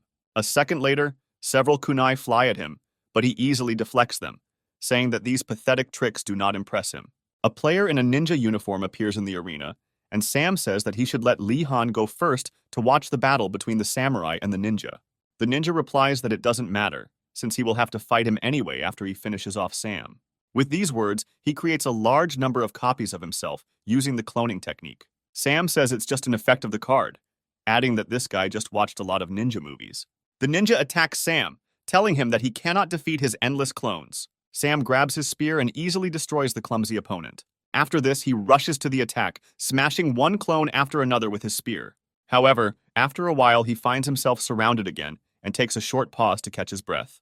The ninja tells Sam that his efforts are useless, since in the end he will still not defeat the army of clones. Sam disappointedly asks his opponent why he doesn't get points for killing his clones, adding that he wanted to use him for grinding. With these words, he turns his spear into a bow and says that from now on he will not waste his time. Pulling the bowstring, he uses the Hail of Arrows effect card and shoots all the shadow clones in 1 volley. Sam's opponent falls to his knees and wonders how this is possible, lamenting that his army of clones was destroyed in a second. Sam tells his opponent that to defeat him, his opponent should use something like Chibaku Tensei or Shinra Tensei. He adds that he should go back and train better, and impales the enemy with his spear. However, the enemy immediately dissipates like a cloud of smoke, leaving Sam confused. The ninja jumps on Sam from behind and says that if anyone needs to train, it should be him. He pierces Sam's body with a kunai, but this also turns out to be an illusion. The ninja cannot believe his eyes and tries to understand how this is even possible. Sam, appearing behind his opponent, raises his sword and tells his opponent that he shouldn't have stood up to him like that. He delivers a lightning strike, instantly killing the ninja, adding that only a fool would show off in front of a professional. A frail middle-aged man appears in front of Sam and says that the first round ended too quickly. He looks at his fallen comrade and says that cosplaying as a ninja was a mistake, adding that this is why he lost so quickly. Sam stretches his joints, expressing the hope that this match will please him with at least something interesting. Viewers watching Sam's endless narcissism begin to write wishes of good luck in the chat, along with angry comments with the hope of his defeat. The man says that the player in the ninja suit was just a decoy, adding that Sam doesn't look that strong. Sam says that with the permission of his opponent, he will demonstrate his full strength to him. The man takes out his R2 and activates an ability called Slippery Type. Sam rushes to attack, but the man easily dodges all of his lightning attacks thanks to the card's effect. Sam notes that his opponent is indeed slippery, adding that there is no way he can hit him even with his fastest attacks. The man says that he doesn't care how fast Sam attacks, adding that as long as his attacks remain imperfect, he can easily dodge them. Sam jumps back, telling his opponent that he's tired of this nonsense. He says that he will now give his opponent a try without the blinds and attacks him with a storm attack. The attack easily hits the enemy, causing serious damage. Sam says that if all his opponent can do is dodge blows, then he can't beat him. The man tells Sam that he is too naive even for his age. He looks at Sam with an arrogant look and says that Sam probably did not fight at his full strength during the last battle and is still hiding the cards that he wants to use as a trump card. Sam replies that this is quite obvious, adding that no one starts their game with trump cards. The man says that this is just wonderful, adding that now his trump cards belong to him. Sam searches his pockets and realizes that the man stole his card right in the middle of the fight. The man draws a steal skill card, which allows him to steal one of his opponent's unused cards and apply its effect. Sam accuses his opponent that he deliberately closed the distance with him just to steal his trump cards. The man happily takes out the stolen card and says that now Sam will lose miserably. Sam's face changes sharply and says that his opponent should be more careful with the card he stole. The man tells Sam that it is too late to beg for mercy and activates the stolen card, turning his gaze to it. However, after taking a closer look at the stolen card, he realizes that he stole Sam's self-destruct card, which he took from Dell. Sam bursts into laughter, saying that his opponent suffered an incredible setback. The man looks at his hands and realizes that he is about to explode and die. Falling into despair, he runs at Sam, saying that if he dies, he will take Sam with him. Jumping on the main character, the man says that there is no point in running away, adding that they will still turn into ashes together. A second later, a powerful explosion occurs, obscuring Sam's team's view. Alice begins to lament sadly, but Morrigan says that she is despairing too early. The smoke clears and Sam appears before them, using the stone body map he borrowed from Alice. Morrigan asks Alice why she didn't tell her about this before, adding that she was seriously afraid for Sam's fate, to which Alice replies that she simply forgot about it. Sam tells his opponent that stealing never leads to anything good. His opponent's ashes are scattered, and Sam is awarded another 500 points for winning the battle. Alice congratulates Sam on his victory, saying that he fought well, while Morrigan says that he used almost all his cards, despite the fact that there were still 2 unknown opponents left.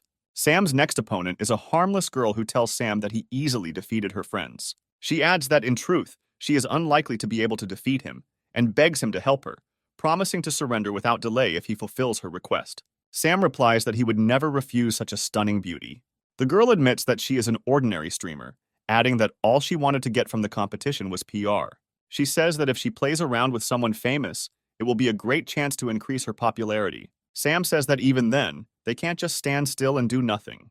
The girl replies that she has an idea on how to make her stream more popular and offers to play the game. She adds that she wants to play rock, paper, scissors with Sam and asks him if he is comfortable with such options. Sam says that despite the fact that this is the first time in his life he has seen such a beautiful girl and has no idea what she is going to do, he will never refuse such a request. Morrigan is indignant at Sam's behavior and calls him an idiot, asking him to quickly finish off the girl so as not to delay the test.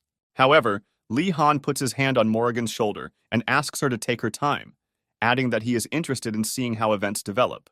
Meanwhile, Sam and his opponent begin the first round of their game, in which the main character easily wins. Sam happily says that he won, demanding that the girl take off her jacket. The streamer slowly undresses, telling Sam not to put so much pressure on her. Sam raises his head and shouts that he is providing a special service to all of today's viewers. After 5 minutes of continuous play, Sam asks his opponent if she wants to continue playing, adding that they might simply be banned.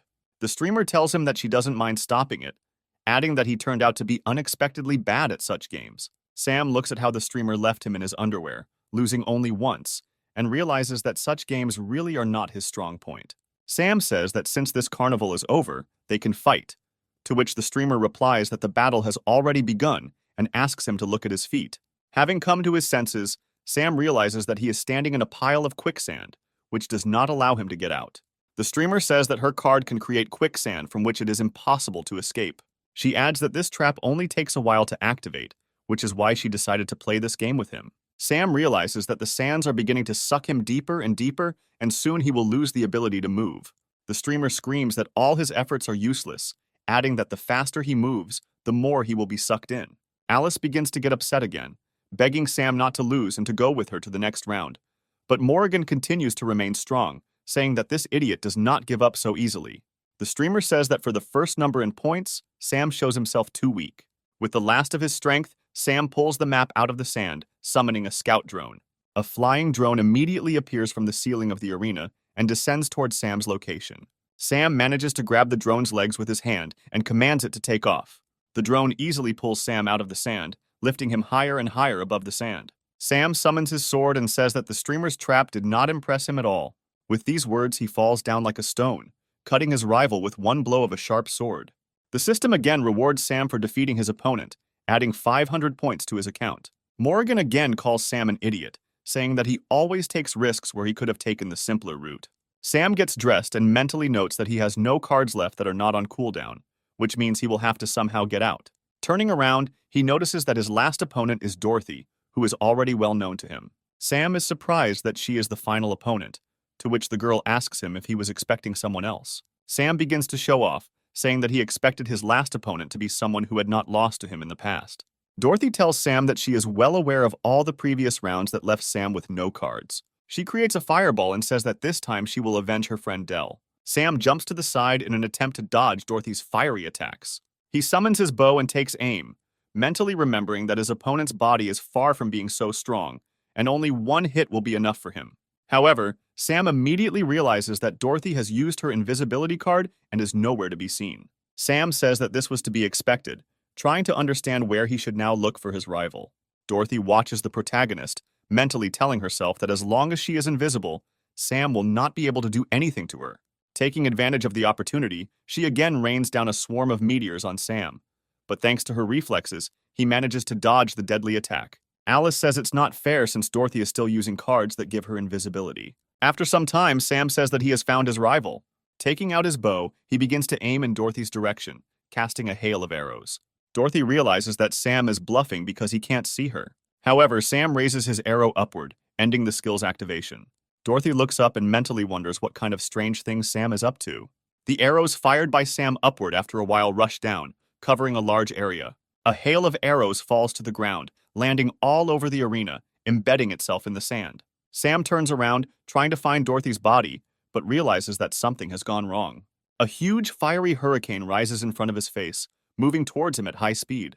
Before he can dodge, Sam suffers serious damage and flies several meters back. Morrigan loses her cool and calls out Sam's name in concern, hoping he's okay. Morrigan that this fire was too strong, so Sam is unlikely to survive, and Alice cannot restrain herself at all, starting to cry. Dorothy says that he almost hit her with his attack, but he was simply unlucky and she remained unharmed. However, noticing that Sam was still moving, she looked at him in surprise, not understanding how this was possible.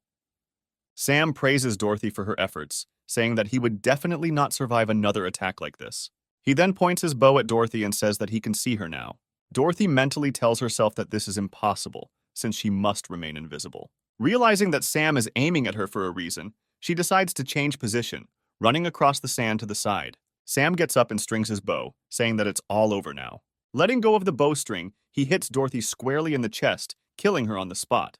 He approaches the defeated girl and tells her that in the end, she lost. Dorothy asks Sam how he was able to see her despite being invisible.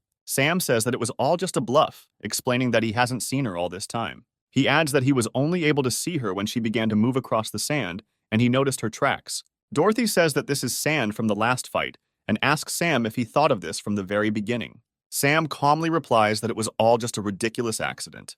Dorothy is surprised by this coincidence of circumstances, realizing the stupidity of the situation. Dorothy laughs, saying that unfortunately she couldn't avenge Dell, but admits that it was a very fun game. Dorothy's body disappears, and the system notifies Sam that his last opponent has been defeated, awarding him another 500 points. The test ends and the system congratulates Sam and his entire squad on their victory. The system says that as a reward, each advanced player can choose the effect of a card and turn it into their skill, and the remaining cards will be bought back at a cost of 500 points per card. Astrid watches the system notification, which states that Sam will receive an additional title and several rewards for coping against 4 players alone. Stan, who also saw this notice, sincerely laughs and says that brother Sam now owes them all dinner. Sam mentally rejoices that this achievement has not changed at all, adding that the reward was worth all the costs. Lee Han tells Sam that he now sees right through him and his plans. Sam says that Lee Han is too strong for him to just defeat him, after which he invites him to join the squad on a permanent basis. Lee Han says that Sam is indeed a very interesting guy and promises to think about it. 3 days after the recording of the second round is repeated, the presenter says that the third round will begin very soon. Martha, who is watching the broadcast, says that Sam is incredibly strong, adding that she does not regret at all that she was burned alive. Also, somewhere in the real world, Dorothy tugs at Dell's sleeve and tells him she wants some cotton candy. Looking at her, he says that this is the last time she twists ropes out of him. Sometime later, the doorbell rings in Sam's apartment in the real world. He opens the door and sees all the members of his team come to visit him, joyfully greeting him. After some time, Sam and Stan decide to fight in a fighting game, and Stan easily defeats the main character. Alice looks into the kitchen and asks Astrid and Morrigan what they are cooking, offering her help. Morrigan replies that if Alice just sits quietly on the sofa, she will already be doing them an invaluable service. Astrid agrees with Morrigan's words and adds that the kitchen is a woman's battlefield.